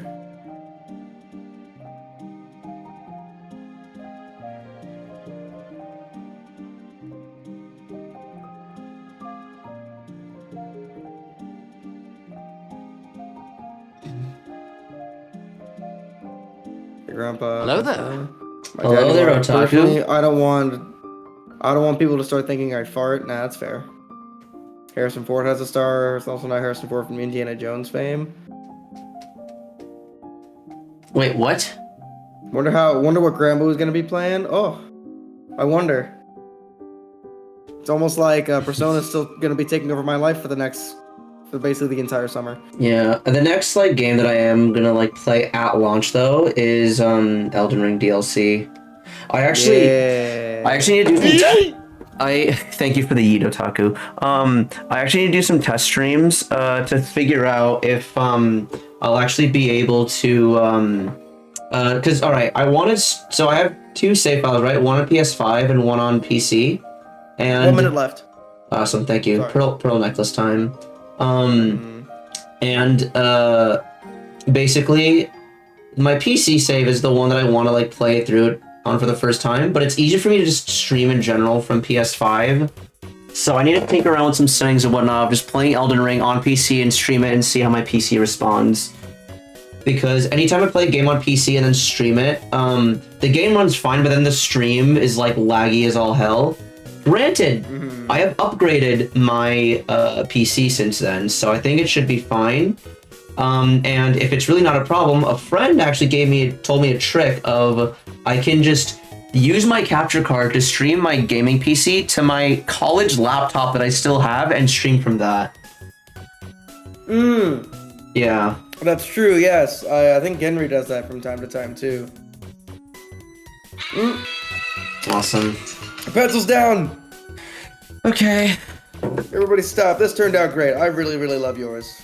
Thank you. Okay, now that I'm seeing the full thing zoomed out, I'm a bit relieved at how it turned out. Yours is really like incredible as always.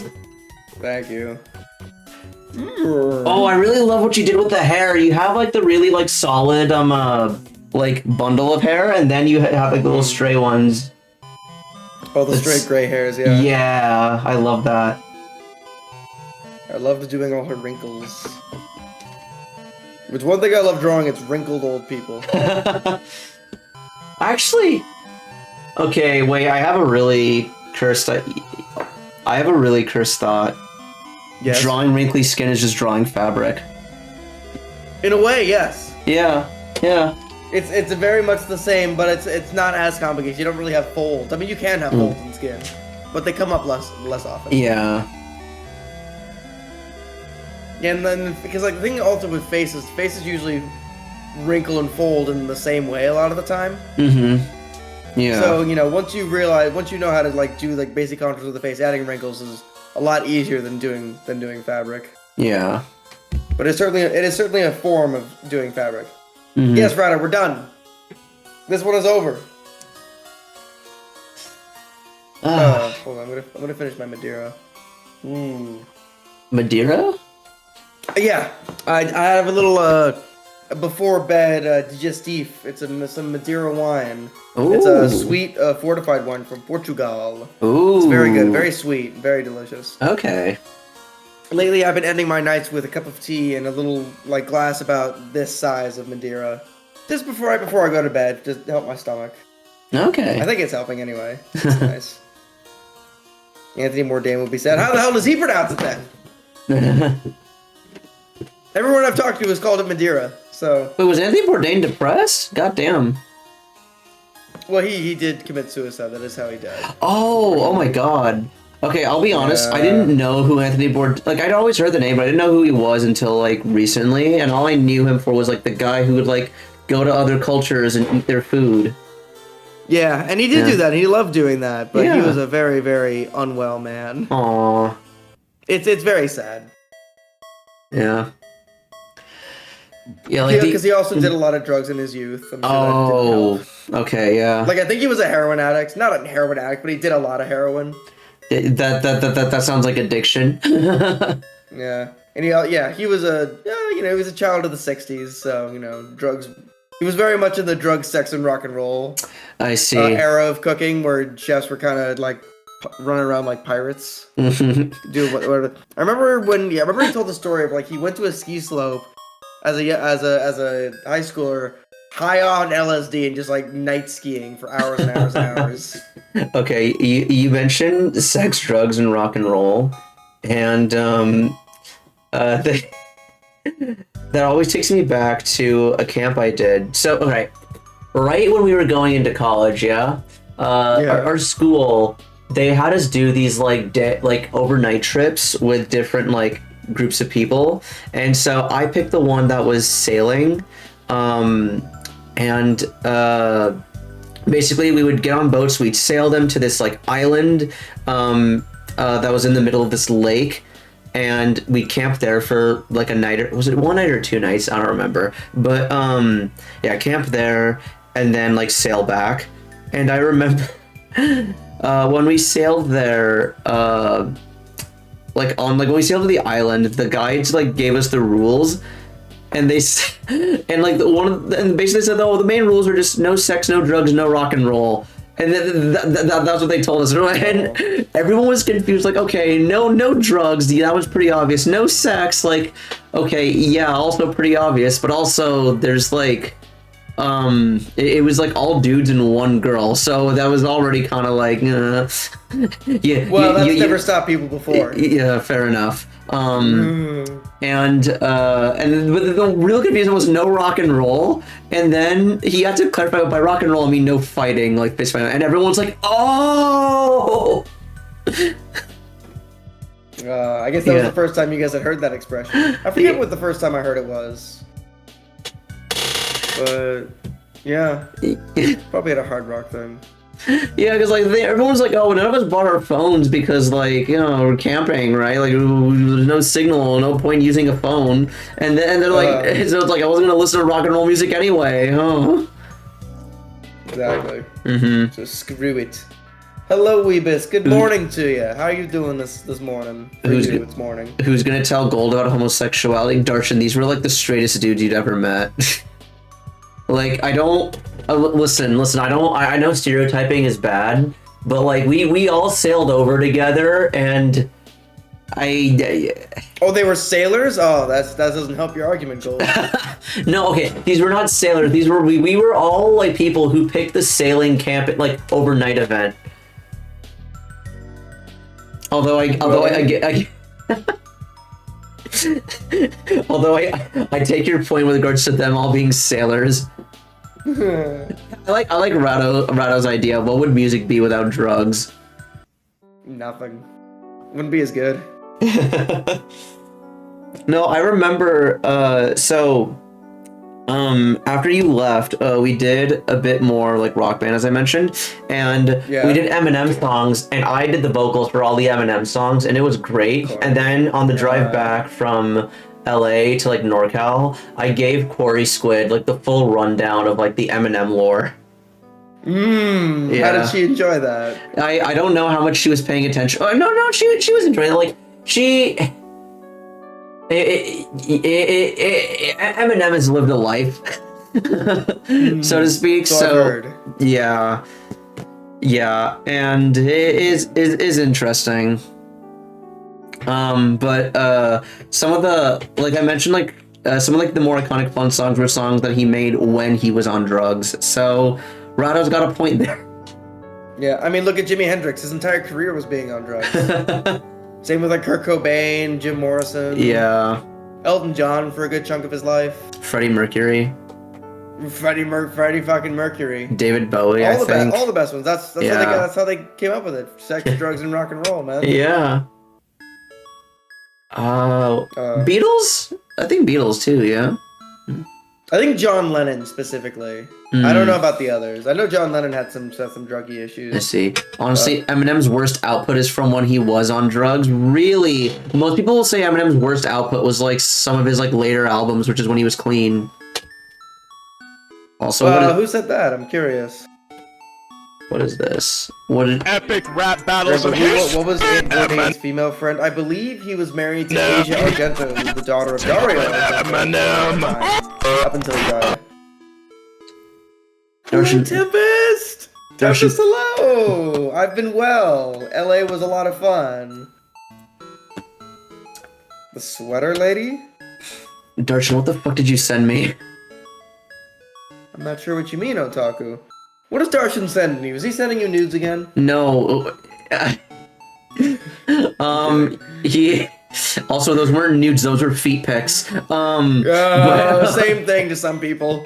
No, he just sent me like an epic rap battle of history parody of Eminem versus IBS. Sure. Why not? The sweater boob lady. I don't know who you're talking about, Otaku. But Tempest, how have you been? How have these last 2 weeks been for you? The one Drippy told. Yes, the MILF. What? God. What was her name? Oh wait. I got rid of her page because I wasn't looking at it anymore. Let me go through my history again. Hold on. It was something Nelson, I think. Was it Anthony Bourdain? Female friends. Let's just see if I can find it via this. I don't think I can.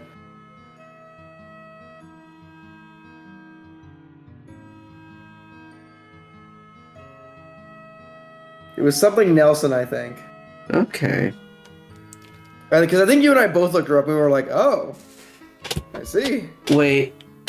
You've seen yeah, I've seen. Oh, I saw Sorry to Bother You with Grambo, and okay. So I remember it was like one fateful night, and they were showing films like at our college, yeah. college as they were wont to do, and I'd never heard of Sorry to Bother You. But Grambo and Jordan, they'd like heard like some good stuff about it. None of the three of us knew what to expect. We're like, you know what? Let's try a new movie. Let's go in there. We came out of that movie, and I remember Grambo tell me that you told me you had never been shocked from watching a movie the way you were shocked by Sorry to Bother You. It was such an enriching experience. Yeah. Because that so rarely happens where I'll be like that, like dumbfounded. Like, what the fuck did they just do in this film? Right? I'm so happy I saw that on a big screen. I should have put that in my 5x5. God fucking damn it. Oh, I should have. Oh, damn. I knew it was Sorry to freaking Bother movie. You is the first time you see it. It's truly magical. Yeah. The magic is kind of lost if you just watch it again by yourself, but if you show it to other friends, then it's still it's yeah. Yeah. But I'm trying to remember the rap scene. Like Darjan's talking about the rap scene. The moment I heard "My name is Cash," I was I like that's the one where we can't say those words out loud. I see. That's the one where he's rapping to Army Hammer and all his white friends. Oh. And he says the N-word a bunch of times. And they all love it. Oh, that's good. Sorry to Bother You is underappreciated. Yeah. It's very good. I know Boots Riley has like a show called I'm a Virgo about like a 16-foot teenager living in Oakland. I've heard it's pretty good. Yes, it's Lawson. I knew there was I think it was an L, there was an N and a son in there somewhere. I thought it was Nelson was her last name, but yeah, it's Nigella Lawson. I almost mispronounced that myself. It's Nigella. Yeah, I think Gold looked her up already. Yeah, no, I did not look her up. Oh, yeah. I see. Yeah. Wait, is she six? Wait, does she still look like that at 64? Hold on, what? I hope so. Let's see. 2024.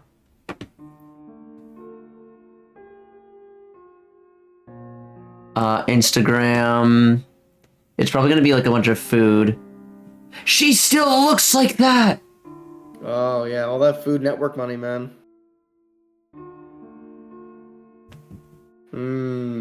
Chat. I'm showing my chat now. This woman is 64 years old. Oh, hey, that's something, ain't it? Yeah. What the fuck? Oh, that's the free run opening. Oh, is it? Yeah. Let me guess. Is this AI? Yeah, of course it fucking is. Fuck you. What happened? I've been getting like 90s anime inspired AI art in my Instagram feed, and I fucking hate it. Oh no. I fucking I love how one of the links is a DeviantArt of her buff.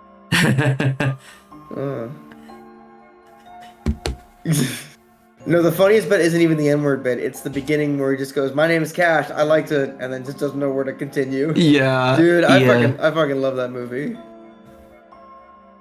I love how Drippy described her to us as she used to wear a lot of tight sweaters. That's all you really need. What more could you ask for? Yeah, but she's probably spent a lot of money on not appearing 64 or so. Yeah, you know what? Fair. Well, that's what I said. That Food Network money, man. Yeah. That's what money buys you. Yeah, eating all that collagen enriching food as well. Delicious. Delicious indeed. But look up how to pronounce Madeira. No, I refuse to. No, I don't want to. Well, Gold, it's been 3 hours. Do you want to do one more quick one or call it here? Yeah, let's do another. We spent a lot of time. Yeah, we spent a lot of time faffing around. We gotta at least pretend this is a drawing stream. Yeah, I suppose so. Yes, we'll do one more. Let's do one more for like 20 minutes. Let me pick a good one for our last one. So I have this one saved. So what do I want to do for our last one? This one seems to be another case one of these that of Gold reproducing the overall shape more accurately. and Grambo making it more expressive, the one you just did. I mean, okay. Yeah. Why is disgust rising from deep within you? I heard that. Don't think I didn't. Huh? No, I have a redeem from a Lupin clip where Goemon goes, disgust rises from deep within me. And that's a real dub. That's a real clip from a real dub that got like published. It's very good. Hold on, I'm restarting the Twitch app. Give me a sec here, folks. Oh, Tempest is recommending you to watch Madam Web. It's so blatant how it shouldn't exist. Ah, yes. No, that's what Sony wants. Yeah, I'll just pirate it. I'll watch it eventually. Also, what did you say up here? The last 2 weeks have been a bit of stress, but I did end up seeing Madam Web. What a terribly bad movie. It was wonderful. Yeah, I've heard. I'm glad that people are saying that. Okay, Otaku. What should we? Otaku, I want you to know I was looking at Grambo's chat. He said Gold has this one. I was like, wait, what sound alert do both Grambo and I have?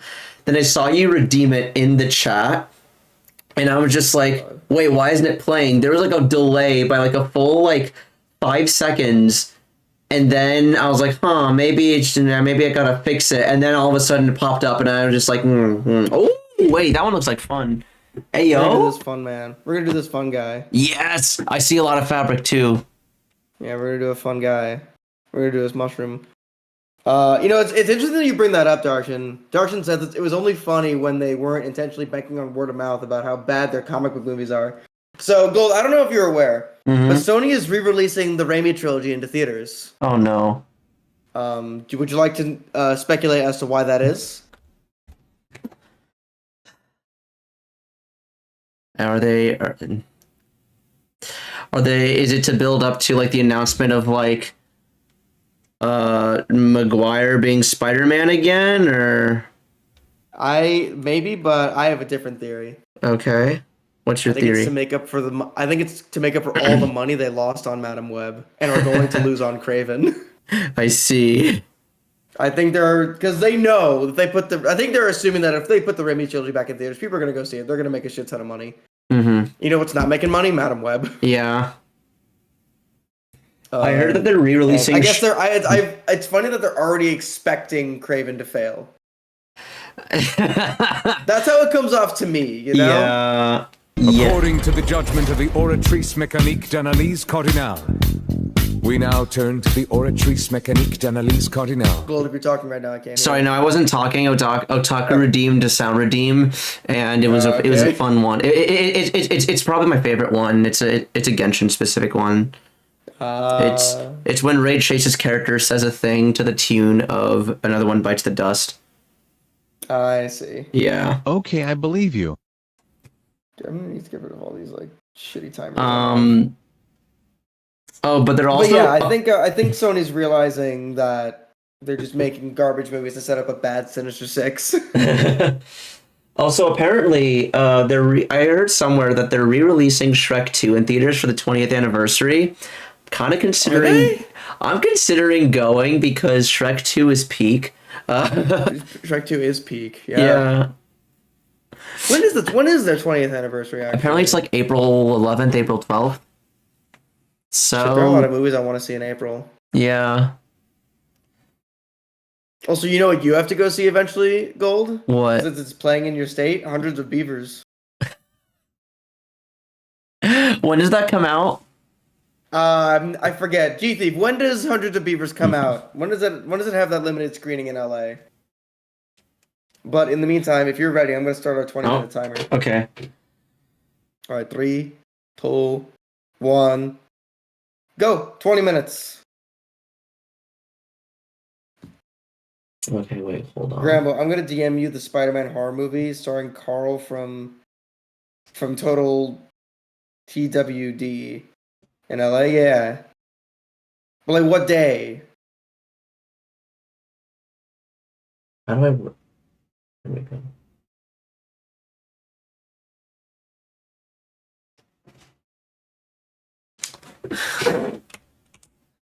I'll never forget how to make the ants disappear. Oh my god. Well, I'm glad I can at least teach you that. Gold. Mm-hmm.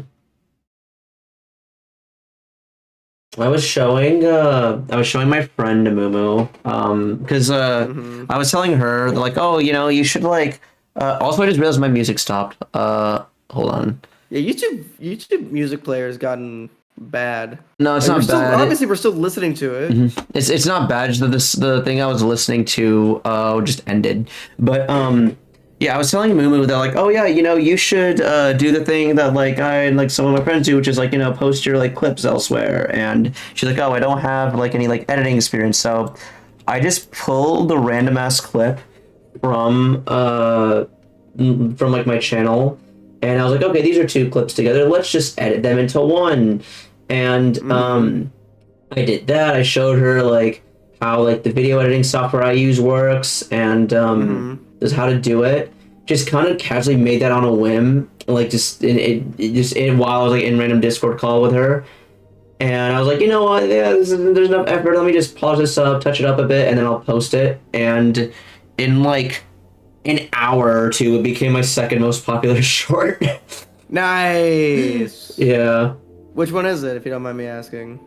The one I showed to Mumu, or my most popular short? Your second most popular short. So the one I showed to Mumu was it's a Lethal Company one. Oh, did you tilt that or did I? Till what? Never mind. No, false alarm. It was something I did on accident. It was only affecting my end. But yeah, it's I don't know if you've seen. I posted it like I want to say last week, but it's a TikTok about Lethal Company. Oh, one of those. Okay, I don't Yeah. know if I saw it, but I think I saw it like in my recommended the few times I actually open up TikTok. Yeah, I open up TikTok just to clear like the notifications because There's so fucking many of them. Yeah, and For nothing. Exactly. Now It sucks. I hate it. there's a couple like TikTok creators that I really do enjoy. There's one where it was like a viral one going around where it's like when you're at a wedding and the groom and bride love Final Fantasy VII, and yeah, you might have seen it where I forgot what the song was. It's a pretty it's Tipsy. Everybody at the club getting tipsy. It was like that song, but it was dual mixed with the FF7 battle theme. Oh, that's good. Yeah, it's a really good dual mix too. And the guy is like he's portraying both the DJ and just a random like wedding dancer.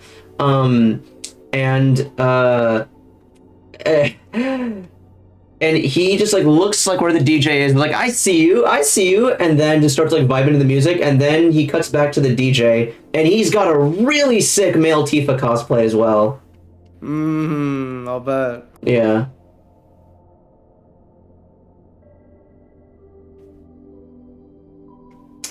Let me catch up with chat here for a second.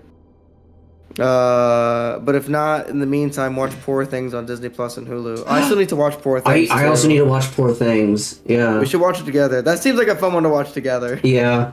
I know nothing about it other than Emma Stone won her second Oscar with it. Yeah, I know that there might be a lot of sex in it. Okay. Maybe. I'm not sure. It didn't really seem but like I'm glad Emma Stone won another Oscar for something that is probably better than La La Land, if I'm being honest. I mean, her performance in La La Land was still really good.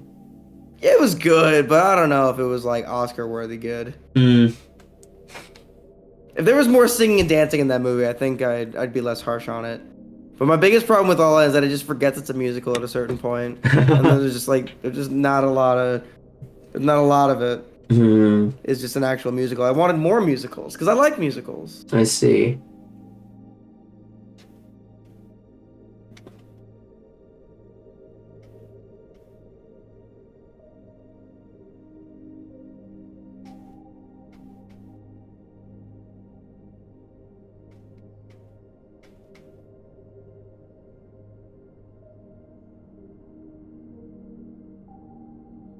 Actually, not Darshan. Gold, do you see this guy's foot that's like right here? All right, with his lower one. Yeah, his lower. So this is a good example of how I was showing you how to draw a foot before, where it's just like a cylinder and then a ramp. Oh, yeah. She was very form-fitting to what a foot is meant to look like, at least for drawing purposes. Okay. So this is good. So if you nail like that shape, you sort of got like a good side profile of like what most feet will look like, at least from that angle.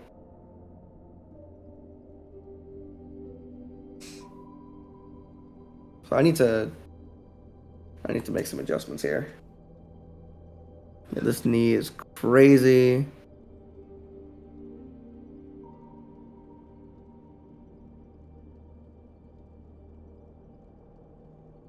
"10 years for also Whiplash and Grand Budapest Hotel." Yeah, Grand Budapest Hotel was actually playing in Hollywood at one of the theaters I saw. Yeah. It's funny that they're doing the Spider-Man thing, considering it's also been 20 years since Spidey 2. You have good news? Guess what film is having its 20th anniversary in a month that I might force you to watch it? What? Easily Emma's bravest role. It seems very atypical Shark Tale? for Emma Stone. It might Also, be Shark hello, Tale. No, Decotoy. Welcome to the stream. Thank you for joining. it might be Shark Tale. Dude, okay. Series of unfortunate events. Ah, okay. Oh. Dude, okay, so, I remember, so do you remember the night when I just spontaneously decided to watch Shrek 2? Yes, I wasn't there for that, but I remember. Yeah, so after Shrek 2, we decided to watch Shark Tale just to check it out. Oh, It is God. insane how Shrek 2 and Shark Tale came out the same year, yet Shark Tale looks like shit in comparison. Dude, so did you watch Shark Tale as a kid like I did? Yes. Or was that your first time seeing it? You Yeah, did? yeah. Oh my God. That movie holds up like it's aged like milk. Like, I remember I saw, in my YouTube suggested, it was like, Shark Tale is, like the worst DreamWorks movie ever made, and I saw no one being like Shark Tale is an underappreciated masterpiece. And honestly, after watching the movie, I kind of agree with the first take a bit more, but I also can kind of see where the second take's coming from because it's just so like weird that It is a very strange movie, isn't it? How like it got made yeah. like at all.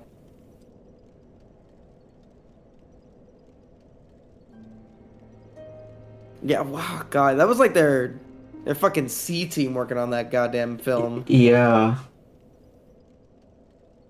It's not very good. It's really not. It's not funny. That's It's ugly.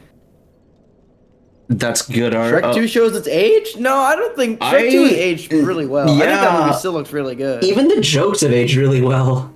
Believe it or No, the not. jokes are like the best part. If we're just talking about visuals, I think Shrek 2 looks really good. I think Shrek 1 still looks really good, honestly. Yeah. But I might be in the minority for that. I haven't seen Shrek 1 in a minute. Shrek 1 holds up. I like Okay. Shrek 1 a lot. Oh,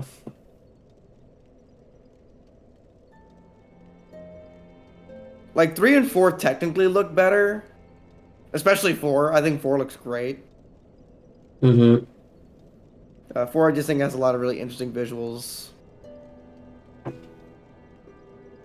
But there's something nice about Shrek 2. It's just good.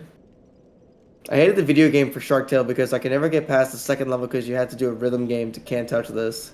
Their C team with like almost all the star power. No, yeah, all the money for Shark Tale went to just getting The Martin cast. Scorsese to actually do a voice role, and Robert De Niro and Jack Black. Oh, that's It's hard to right. believe that Jack Black started his career at DreamWorks as that and not as Kung Fu Panda. Oh my god, you're absolutely right. Yeah. Also, 10 minutes to go. Oh fuck.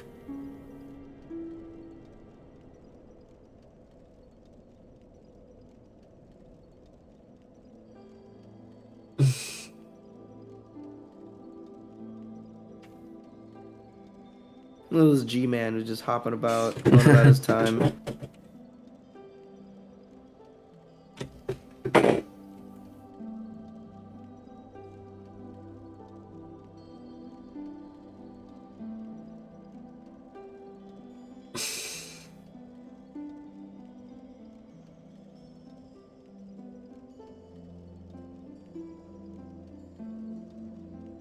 That's a good art, says Dika Toy. I'm Yeah! glad you We're think both doing good, so. alright. Glad you think so, even though I'm like 20% of the way through with 50% of the time. That's okay.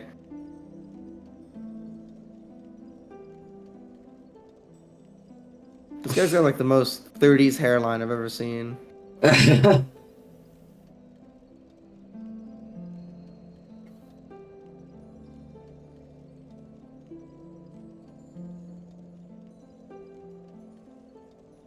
Guess, I'm gonna step on the gas.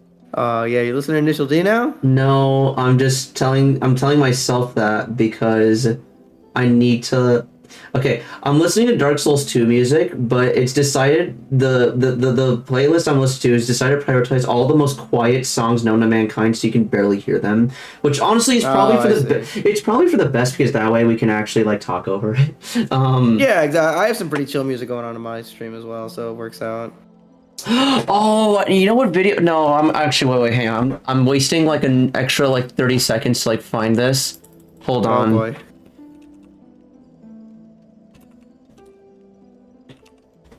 Where is it? Oh!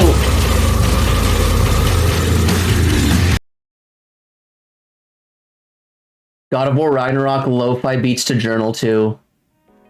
There we go. It's basically so Sony put this out 4 months ago. It's really? Yeah. So it's Atreus in his journal in the same pose as the lo-fi girl. It's just God of War Ragnarok music, but that's like edited to be that's like modified to be lo-fi. It has like the same motifs and everything, and it's really good. That sounds good, yeah. Yeah. Beats to improve too. Always improve. Only fire. Only fire when you're confident. Don't be sorry, be better. Yeah, there you go. That's the line. Yeah.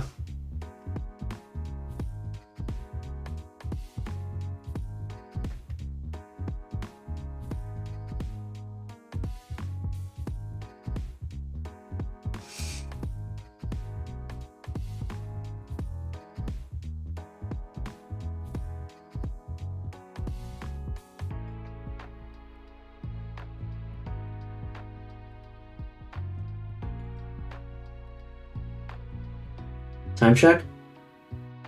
Time check is you have 7 minutes left. Okay. Shrek was the start of realistic CG animation that style aged. I think out of all of those, Shrek aged pretty gracefully.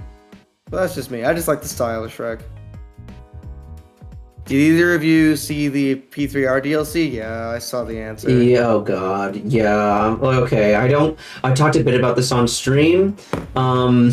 And I'm not gonna like. I was tempted to like make a salty tweet about it or like a quote tweet when I saw it. I'm like, no, let's not. Enough people on Twitter already like rain on parades enough. I don't need to contribute to that, but I will talk about it like vocally.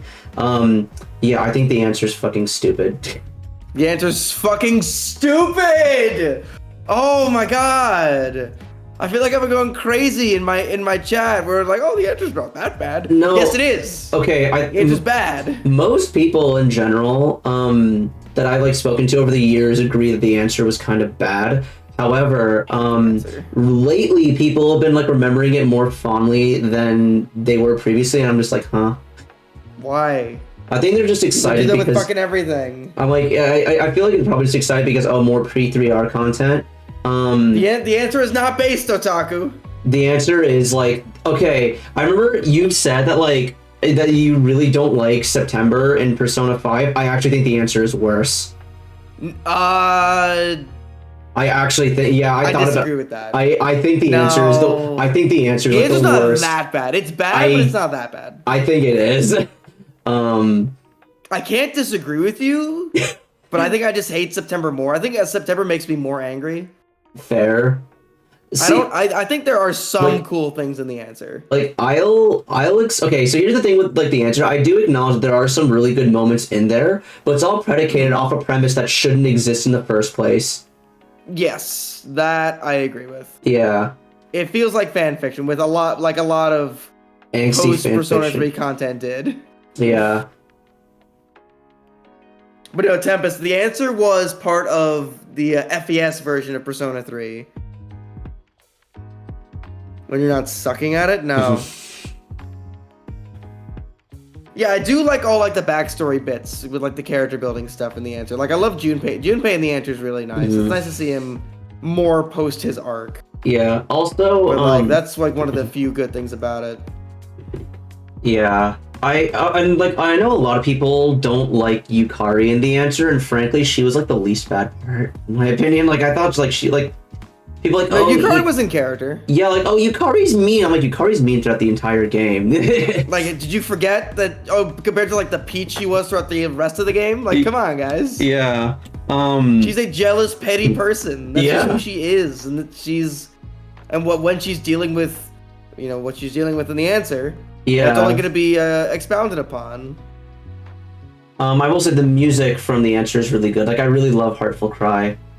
Heartful Cry and Darkness are some of the best tracks that Meguro ever made. Yeah, I some also of the best tracks in Persona 3. They're not even in the good part of the game. Yeah, I also really like Brand New Days as well. Brand New Days is good. I agree with that. Stay High.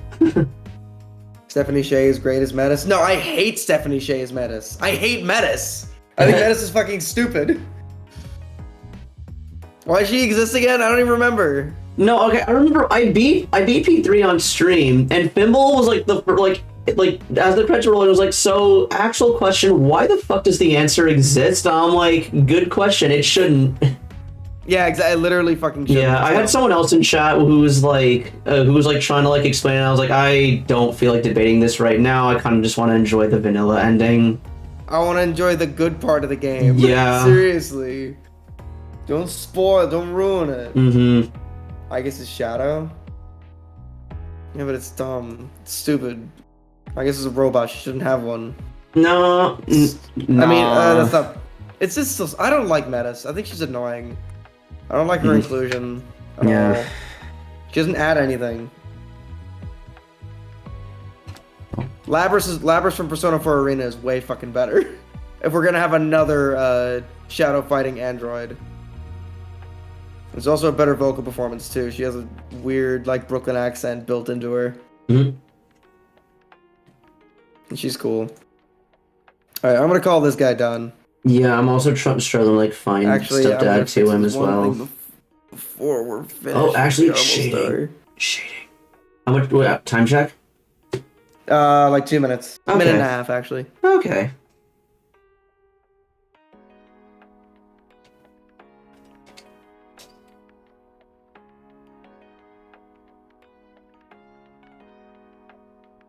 But yeah, I'm honestly debating, do I even, because like if it's a game that I love as much as Persona 3, then like yeah, if there's like more, see on principle in general, it's like, oh, game I really like, getting story DLC, yeah, I'm gonna check it out, but because I know it's something that I'm probably not gonna like, it's like, do I even bother? And the one thing that actually is keeping me from like, okay, I say one thing, two things that are like making me think, oh, it might be worth it is, one, they might justify it a bit better in Reload, because Reload has like, it didn't alter the main story, but it did flesh out like a lot of stuff. Like Junpei has like more stuff. Like Iko, Ken, Shinji, a lot more things. So you know, I'm thinking like maybe they might justify it a bit more.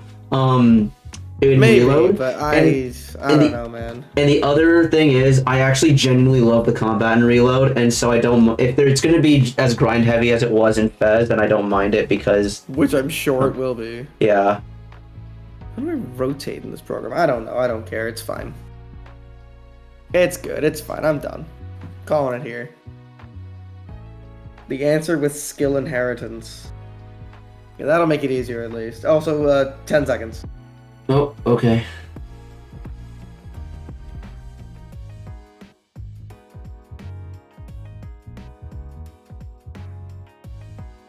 Wow, that arm is really way too long. Oh well. Time! Awesome. I'm pretty happy with this one, not gonna lie. I think having... No, this is great! Yeah. Yeah! Is this the guy from Incredible Crisis? It can be. If you want it to be. Yeah, okay, I'm really happy about this one. Yeah, this one's great.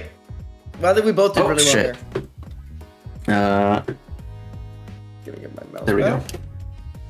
go. Doing more by it because I just played that shit. Exactly, you just finished the answer against your will. Oh, God. Now, Tempest, what you can do is like now that you finish Reload, just watch the original The Answer. Just watch it. Just watch all the cutscenes, watch all the backstory stuff. No, don't bother. No, I hear. No, I'm gonna tell you this. Once you finish Persona 3, just leave it. Yeah. You don't need the answer. No, the answer's not needed. Yeah. Nah, play it. Like, don't be a bitch. No, I'm sorry that we just like good things. Like, yeah. Sorry that we just have taste. Yeah. Let's tell you. If you guys ever did a Just Chatting stream or podcast, I would watch that shit. Same. Oh, thanks, guys. Aww. Grambo, you're a fan of Persona. I am. You already have horrible taste. No, I like SMT because I'm playing Nocturne. Fuck you.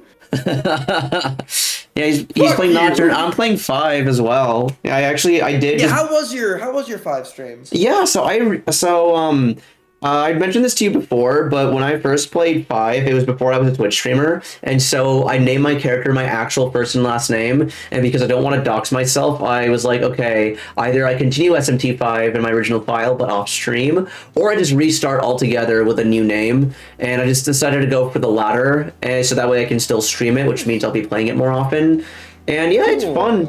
Yeah, SMT5 it's a really fun game to stream because there's not a whole lot of story stuff. It is just like running around and doing things. So it is like a really nice stream game. But there is also enough story to like, have a story to enjoy with chat. So yeah. It's a very gamey game. Most SMT games are. Yeah. Nocturne's been like that as far as from what I know about 4, it's like that too. Mm-hmm. You know what cheeses me so hard? They Kingdom Hearts freaking Final Fantasy 7. Yeah, they kind of did. Yeah. Yeah, well. Mm-hmm. It's almost like Kingdom Hearts is bad. Ew. Okay, I feel like Kingdom Hearts is really good if you grew up with it. And like it was like, and okay, if you like enjoyed it as a kid and whatnot, then I think, yeah, you'll enjoy it as an adult. Because like for me, I played it for the first time as like a 20-year-old, and I was warned beforehand going in, like, yeah, no, it's like very much a kid's game, and I got a kid's game. That being said, I did really enjoy Kingdom Hearts 2. But by the time I got to Birth by Sleep, I was just burnt out. I was like, I can't. I don't think I beat 2. I definitely played a good chunk of 2. Oh yeah, like the latter bits of 2 are really good. And frankly, okay, Kingdom Hearts 2 ends so well, they did not need to continue the series from there. I mean, obviously they had to because of money, but like 2 by itself is like if you played like 1 and like don't play Chain of Memories. If you know like 1 and Chain of Memories, then like 2 is like so good. Like, yeah. Like it's a really satisfying conclusion as well. Like I remember being like, I'm like, where the hell do they go from here? It's just like, oh, okay, I guess. They don't go anywhere.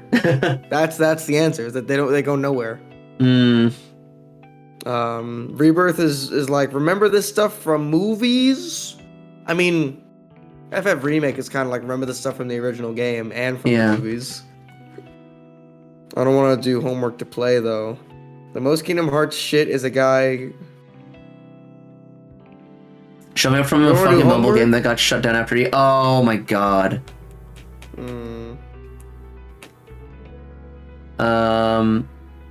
Lurk. Oh, thank you for your lurk, June. Making know how several of the 7 lore, or are we just hating Nomura? I mean, we can hate Nomura. That's fine. I do. Okay, here's the. I don't hate Nomura. I don't know. Okay, anytime people talk about weird, quirky game developers, I'm like, okay, people like to put Nomura in there. I'm like, no, I don't think Nomura's even that weird. Absolutely not. No, like people like, oh, Kojima, Yoko Taro, Nomura. No, okay, Nomura's not weird. Nomura's like basic. Like Nomura is so fucking basic compared to Yoko Taro and Suda and Kojima. Like, come on, guys. Like I don't think they'd be like, oh, Kingdom Hearts is so weird. Okay, I've said this before and I'll say it again. Kingdom Hearts and Metal Gear Solid are not that like confusing if you actually like sit down and play the games in like release order. Like people who say it's confusing are people who either haven't played it in a really long time or only know the story from someone else trying to explain the story to them. Oh god, you don't want that. You especially don't want that with Metal Gear. Yeah. Holy shit, you don't want that with Metal Gear. Yeah. And That's not enough, Otaku. That's not enough to put Nomura in that camp of weird Japanese auteurs. Have him make it go, they'll pay for this. Oh. Did someone say the Door of Darkness? Door of Darkness? Yeah, like No, that's not enough. Nomura's basic. Like the Nomura, like the quote unquote weird stuff in Kingdom Hearts, honestly, is pretty par for the course for like JRPGs. Like I'm gonna be real, I don't think Kingdom Hearts is that much more complicated than like Xenoblade. Like, no, I don't think so either. Yeah. I would say Kojima's weird in like the shit that he like thinks up and tries to put in his games. I would say Kojima's pretty strange. He's a strange guy. Yeah, I'd say like Yoko Taro and Kojima are pretty like neck and neck, though. I think Yoko Taro is the better storyteller, but Kojima's the better game designer. Yeah, and then Suda's there on the sidelines just being like, yeah, I got weird shit too. And fucking Uchiko. Yeah, we have. I still need to play AI the Insomnium Files. This guy's fucking Uchikoshi. You want weird? Yeah, we get it. Uchikoshi is which one? He did 999, Virtue's Last Reward, and AI the Insomnium Files. Oh, okay, yeah. Oh god, Quarry is probably asleep right now, but I can hear her telling me to play AI the Somnium Files. I mean, I forget if I told you, but that'll probably be the next game I stream after I beat Persona 3 Reload. Okay. As far as like another long-ish anime game, visual novel-esque game goes, I'll probably do AI next. Actually, let me look here. So, someone was asking me yesterday, like what was in, like what's on my like backlog, and let's see here. Don't say not that long. Huh? Oh. Well, I was reading chat, sorry. Yeah, so my backlog is, so in order to get the true ending of Armored Core, you have to beat the game 3 times, and I'm like halfway through my second playthrough, so there's that. Want to finish SMT5, so that's one game. Want to finish SMT5 before Vengeance comes out. I know I just beat P3R a little over 2 weeks ago, but I do want to do a New Game Plus run. That one doesn't have to be on stream, but I do want to do New Game Plus. Exactly. I have Lords of the Fallen, which admittedly it's not, I got it for free because I game share with Extreme, but since I already had it installed and the game does look fun, I do want to play it sooner rather than later. And now that the game is apparently good, I do want to play Cyberpunk. Yeah, eventually. Yeah. You get to see Susie Hunter in that. She's actually in that, one of the side quests. Yeah, and there's also, so that's like the 5 like quote unquote big games, and then 3 smaller games that I do want to play probably on stream are Immortality, which is made by the same devs as Her Story, Blasphemous, and Okami. Yeah, Blasphemous. That's on my list too. Yeah, and Okami is another one that I want to play. That's gonna be a long one. Is it? Oh, that's a long game. Okay, I didn't know. I mean, it's about the size. It's kind of like maybe a little bit longer than like a normal Zelda game. Okay. It's a Zelda game basically. That's just prettier to look at. So just figure however long it would take you to beat something like, I don't know, Twilight Princess or Wind Waker. It's around that kind of length. Okay, those games maybe aren't a tad longer. Okay, those aren't that long, but they seem like reasonable stream-like games. The last time I played Okami, I 100%ed it, so that took a while. Oh damn. That was back in the day where I had to 100% everything. I see. I don't know how long it would take me just on a casual level. Yeah. I haven't replayed Okami since that time. I might. Yeah, I will say the other games that I want to play, which I might play on stream, are Final Fantasies 9 and 6, because I own both, and I want to play both. And as someone who does want to get more into Final Fantasy, because like the only ones, like we're just going off of like mainline Final Fantasy titles and like the assorted games, the only of the 16 games, the only 3 I've really interacted with are 7, 15, 16, and I want to play some of the older ones. Yeah, like I want to play 9. Definitely check out 6. 6 is great. Yeah, no, okay. I hear that like, so if you ask like gamers as a whole what's the best Final Fantasy, most people will say 7 because that's like the most famous one. But if you ask Final Fantasy fans, then they'll either say 9 or 6. Yeah, we have a couple of mutual friends that love 9. Yeah. We're ending in a little bit. We're still chatting. Yeah, actually, I am gonna swap the stream over to just chatting. Ooh. Yo, Witch the Jester, thank you very much for the follow, my friend. Welcome to the stream. We're about to end soon, but we're just kind of hanging out and talking. 7, 13, 14, 15, 16 are my faves. That's a lot of faves. Yeah, it's Also, the ones you picked specifically are like 7 and then the last 4. Yeah. Well, I know 8. 8 has triple triad. I've heard. Okay, see. Okay, whenever it comes to like banger Final Fantasy games, I hear people talk about 6. I hear them talk about 7. I hear people either really like or really hate 8. People talk about 9. People have talked about 10, but have talked about 10 a lot less in recent years. And then I feel like it's had a small resurgence. Okay.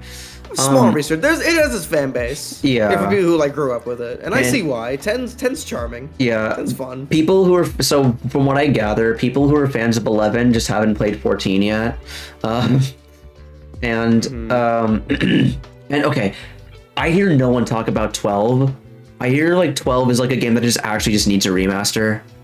I played maybe like the first 2 hours of 12 because I rented it from my library. I hated it. I fucking hated it so much. Yeah, that sounds about right. Yeah, I like 10's combat a lot. I remember liking 10's combat a lot. Yeah. I didn't beat 10 though. 13. Okay. So I said this. Okay, this isn't true anymore. But up until like last summer, everyone I'd ever met in person that had played 13 told me that they loved it, but everyone who like talked about it online says it's like the worst game ever. And yeah, then last year I finally met someone in person who was like, "Oh yeah, 13's dog shit." I was like, "Okay." and now Tempest here is saying that 13's one of their favorites. So yeah, the opposite's true too now. Yeah, people seem to either love or hate 13 with no in between. And I remember I saw Fimble beat 13, and I asked him, would you, now that you've beaten it again after like recently, after like God knows how many years, would you say it's like a good game? And he couldn't give me a straight answer. I was like, is it a bad game? And he still couldn't give me a straight answer. I was like, One of you has to play Valkyrie Chronicles. Boo, I've seen my friend Boo play that. Boo's played Valkyria Chronicles. So is that game like a Fire Emblem type sort of game? But it's like, yeah, it's okay. So how much did you see me play Three Houses? A little bit. Did you ever?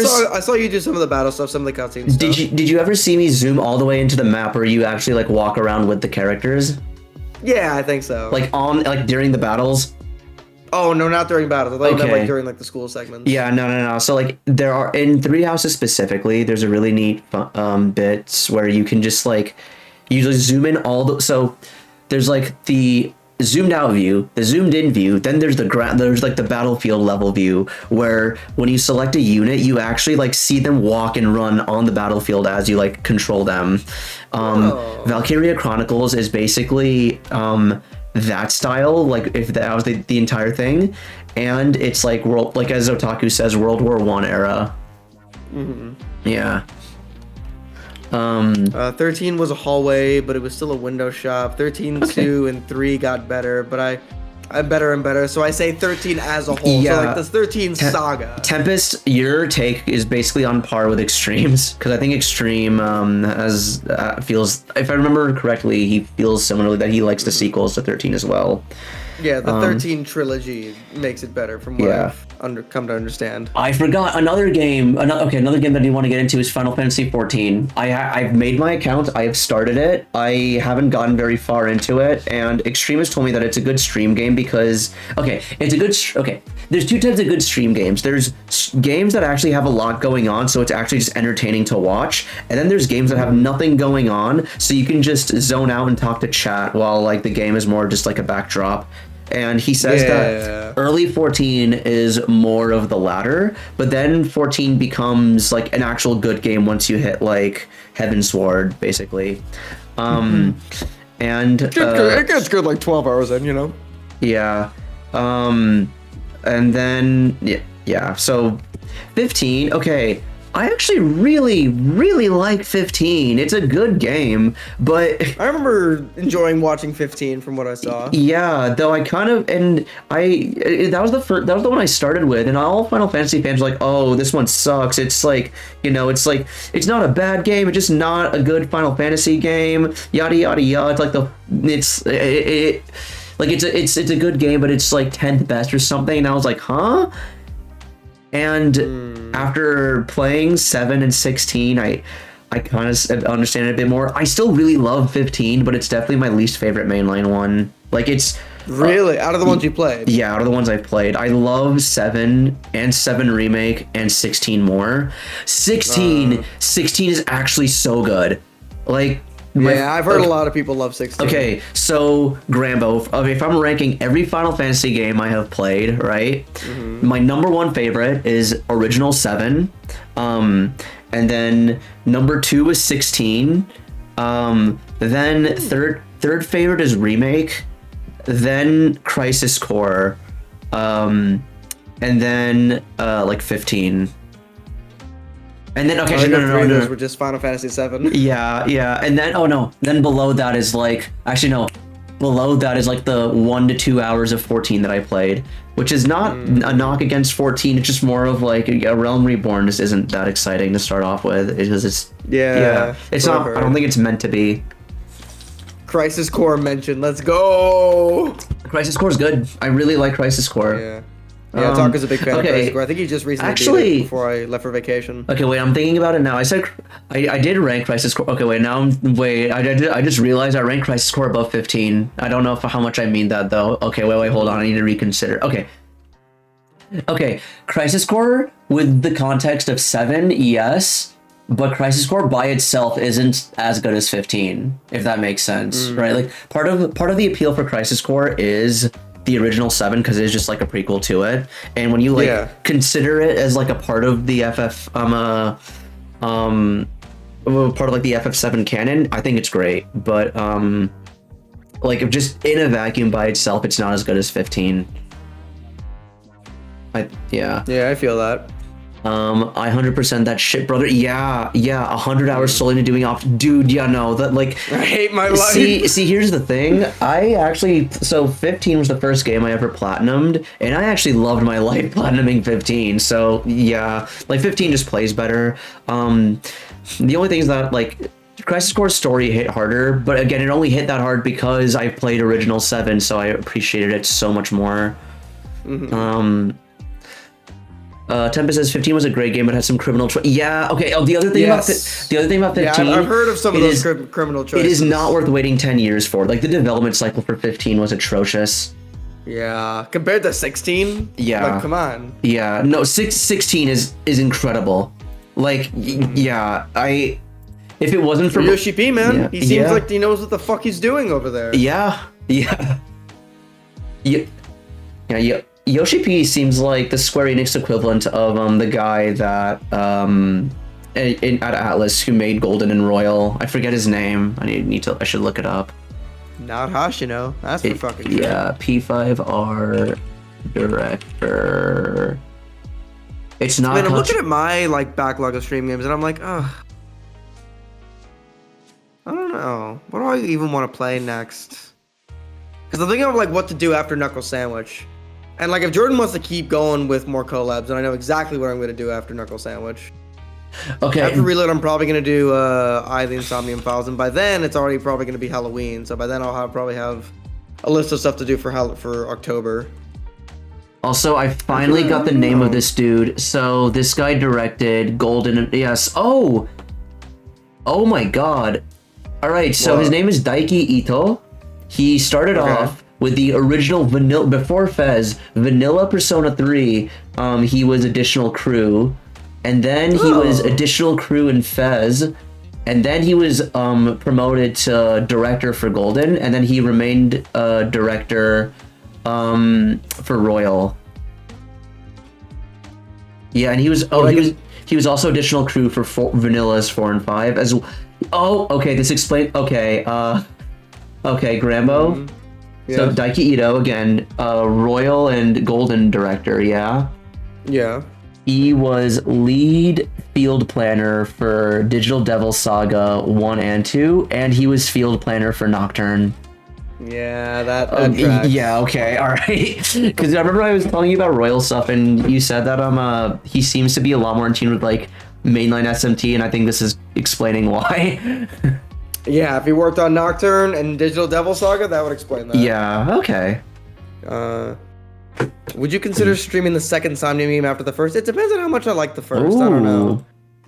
When Pat played Tommy, he beat it in like 6 or 7 streams, which stream was 5 hours for each. Okay. Yeah, seems fine. That's not too bad. It depends on how our timeline for Persona 3 Reload goes, because the rate I'm going, I'm probably going to finish it by like the end of the summer. And then that really only leaves September. So if I don't, we'll see. My goal is to the very least, I'm going to try and beat Reload by the end of the summer and at the very least before October. Because in October, it's only going to be spooky games, nothing else. Fuck everything else. Everything comes to a full stop. Full stop. Mm-hmm. So we'll see. Persona's going to be taking over our lives, at least until then. Mm-hmm. After that, I have a big backlog of stuff. But like I said, if Jordan wants to keep streaming, then I have something to do with him after Knuckle Sandwich. I might want to start doing a stream series with you, Gold. Oh? That we had talked about. What about Killer is Dead? Well, maybe that's the thing I want to do with Jordan after Knuckle. Wait, DM me what was the thing you wanted to do together? It's been a while. Oh, yeah.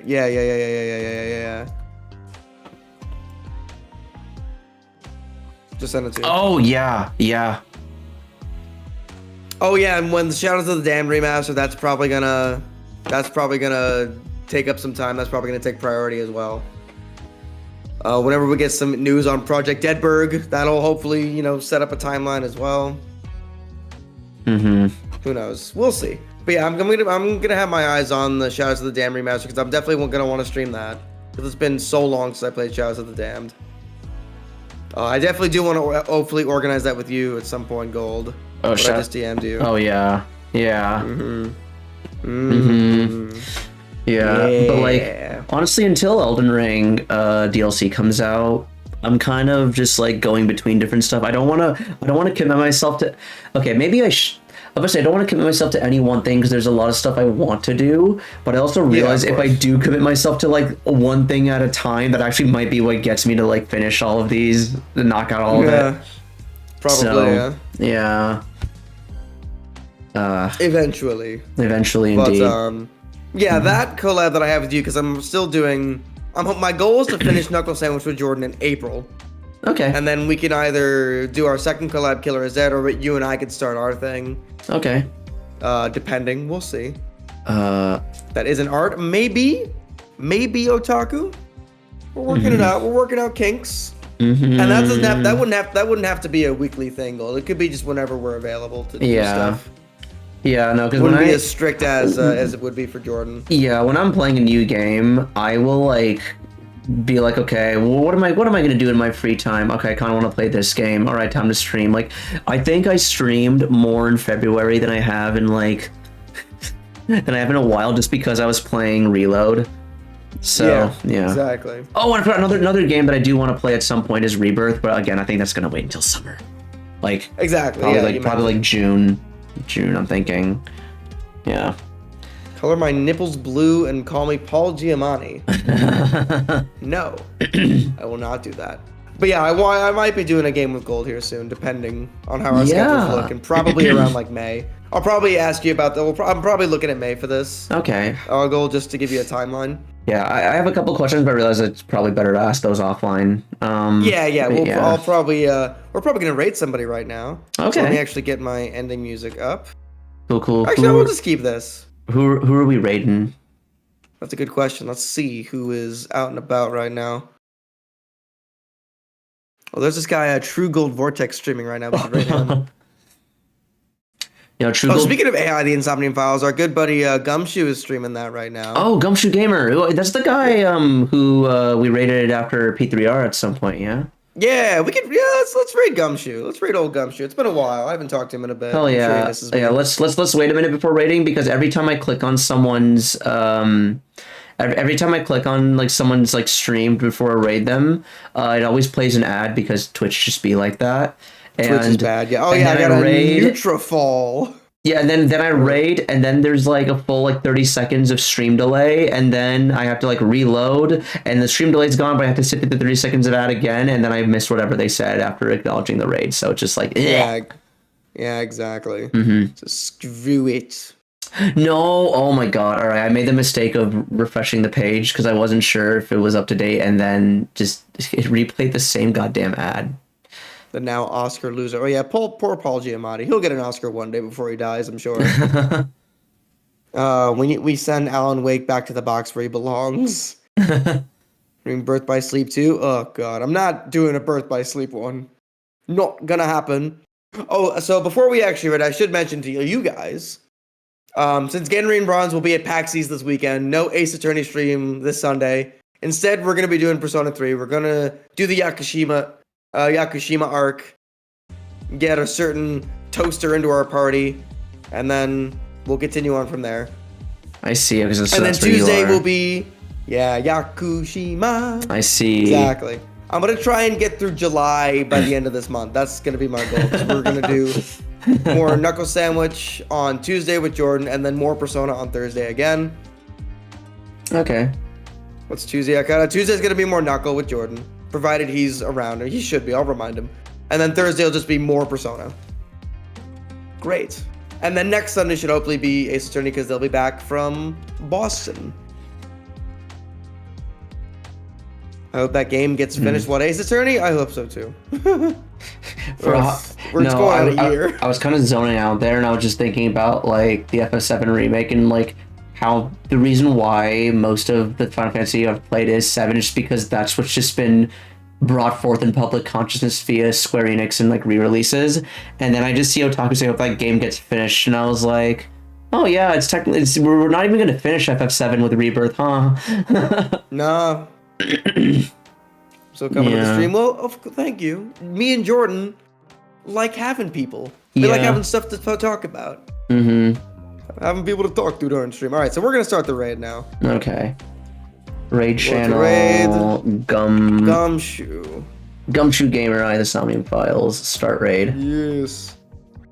All right, all. This has been a lovely stream. Yeah. Thank you as always, Gold, for joining me.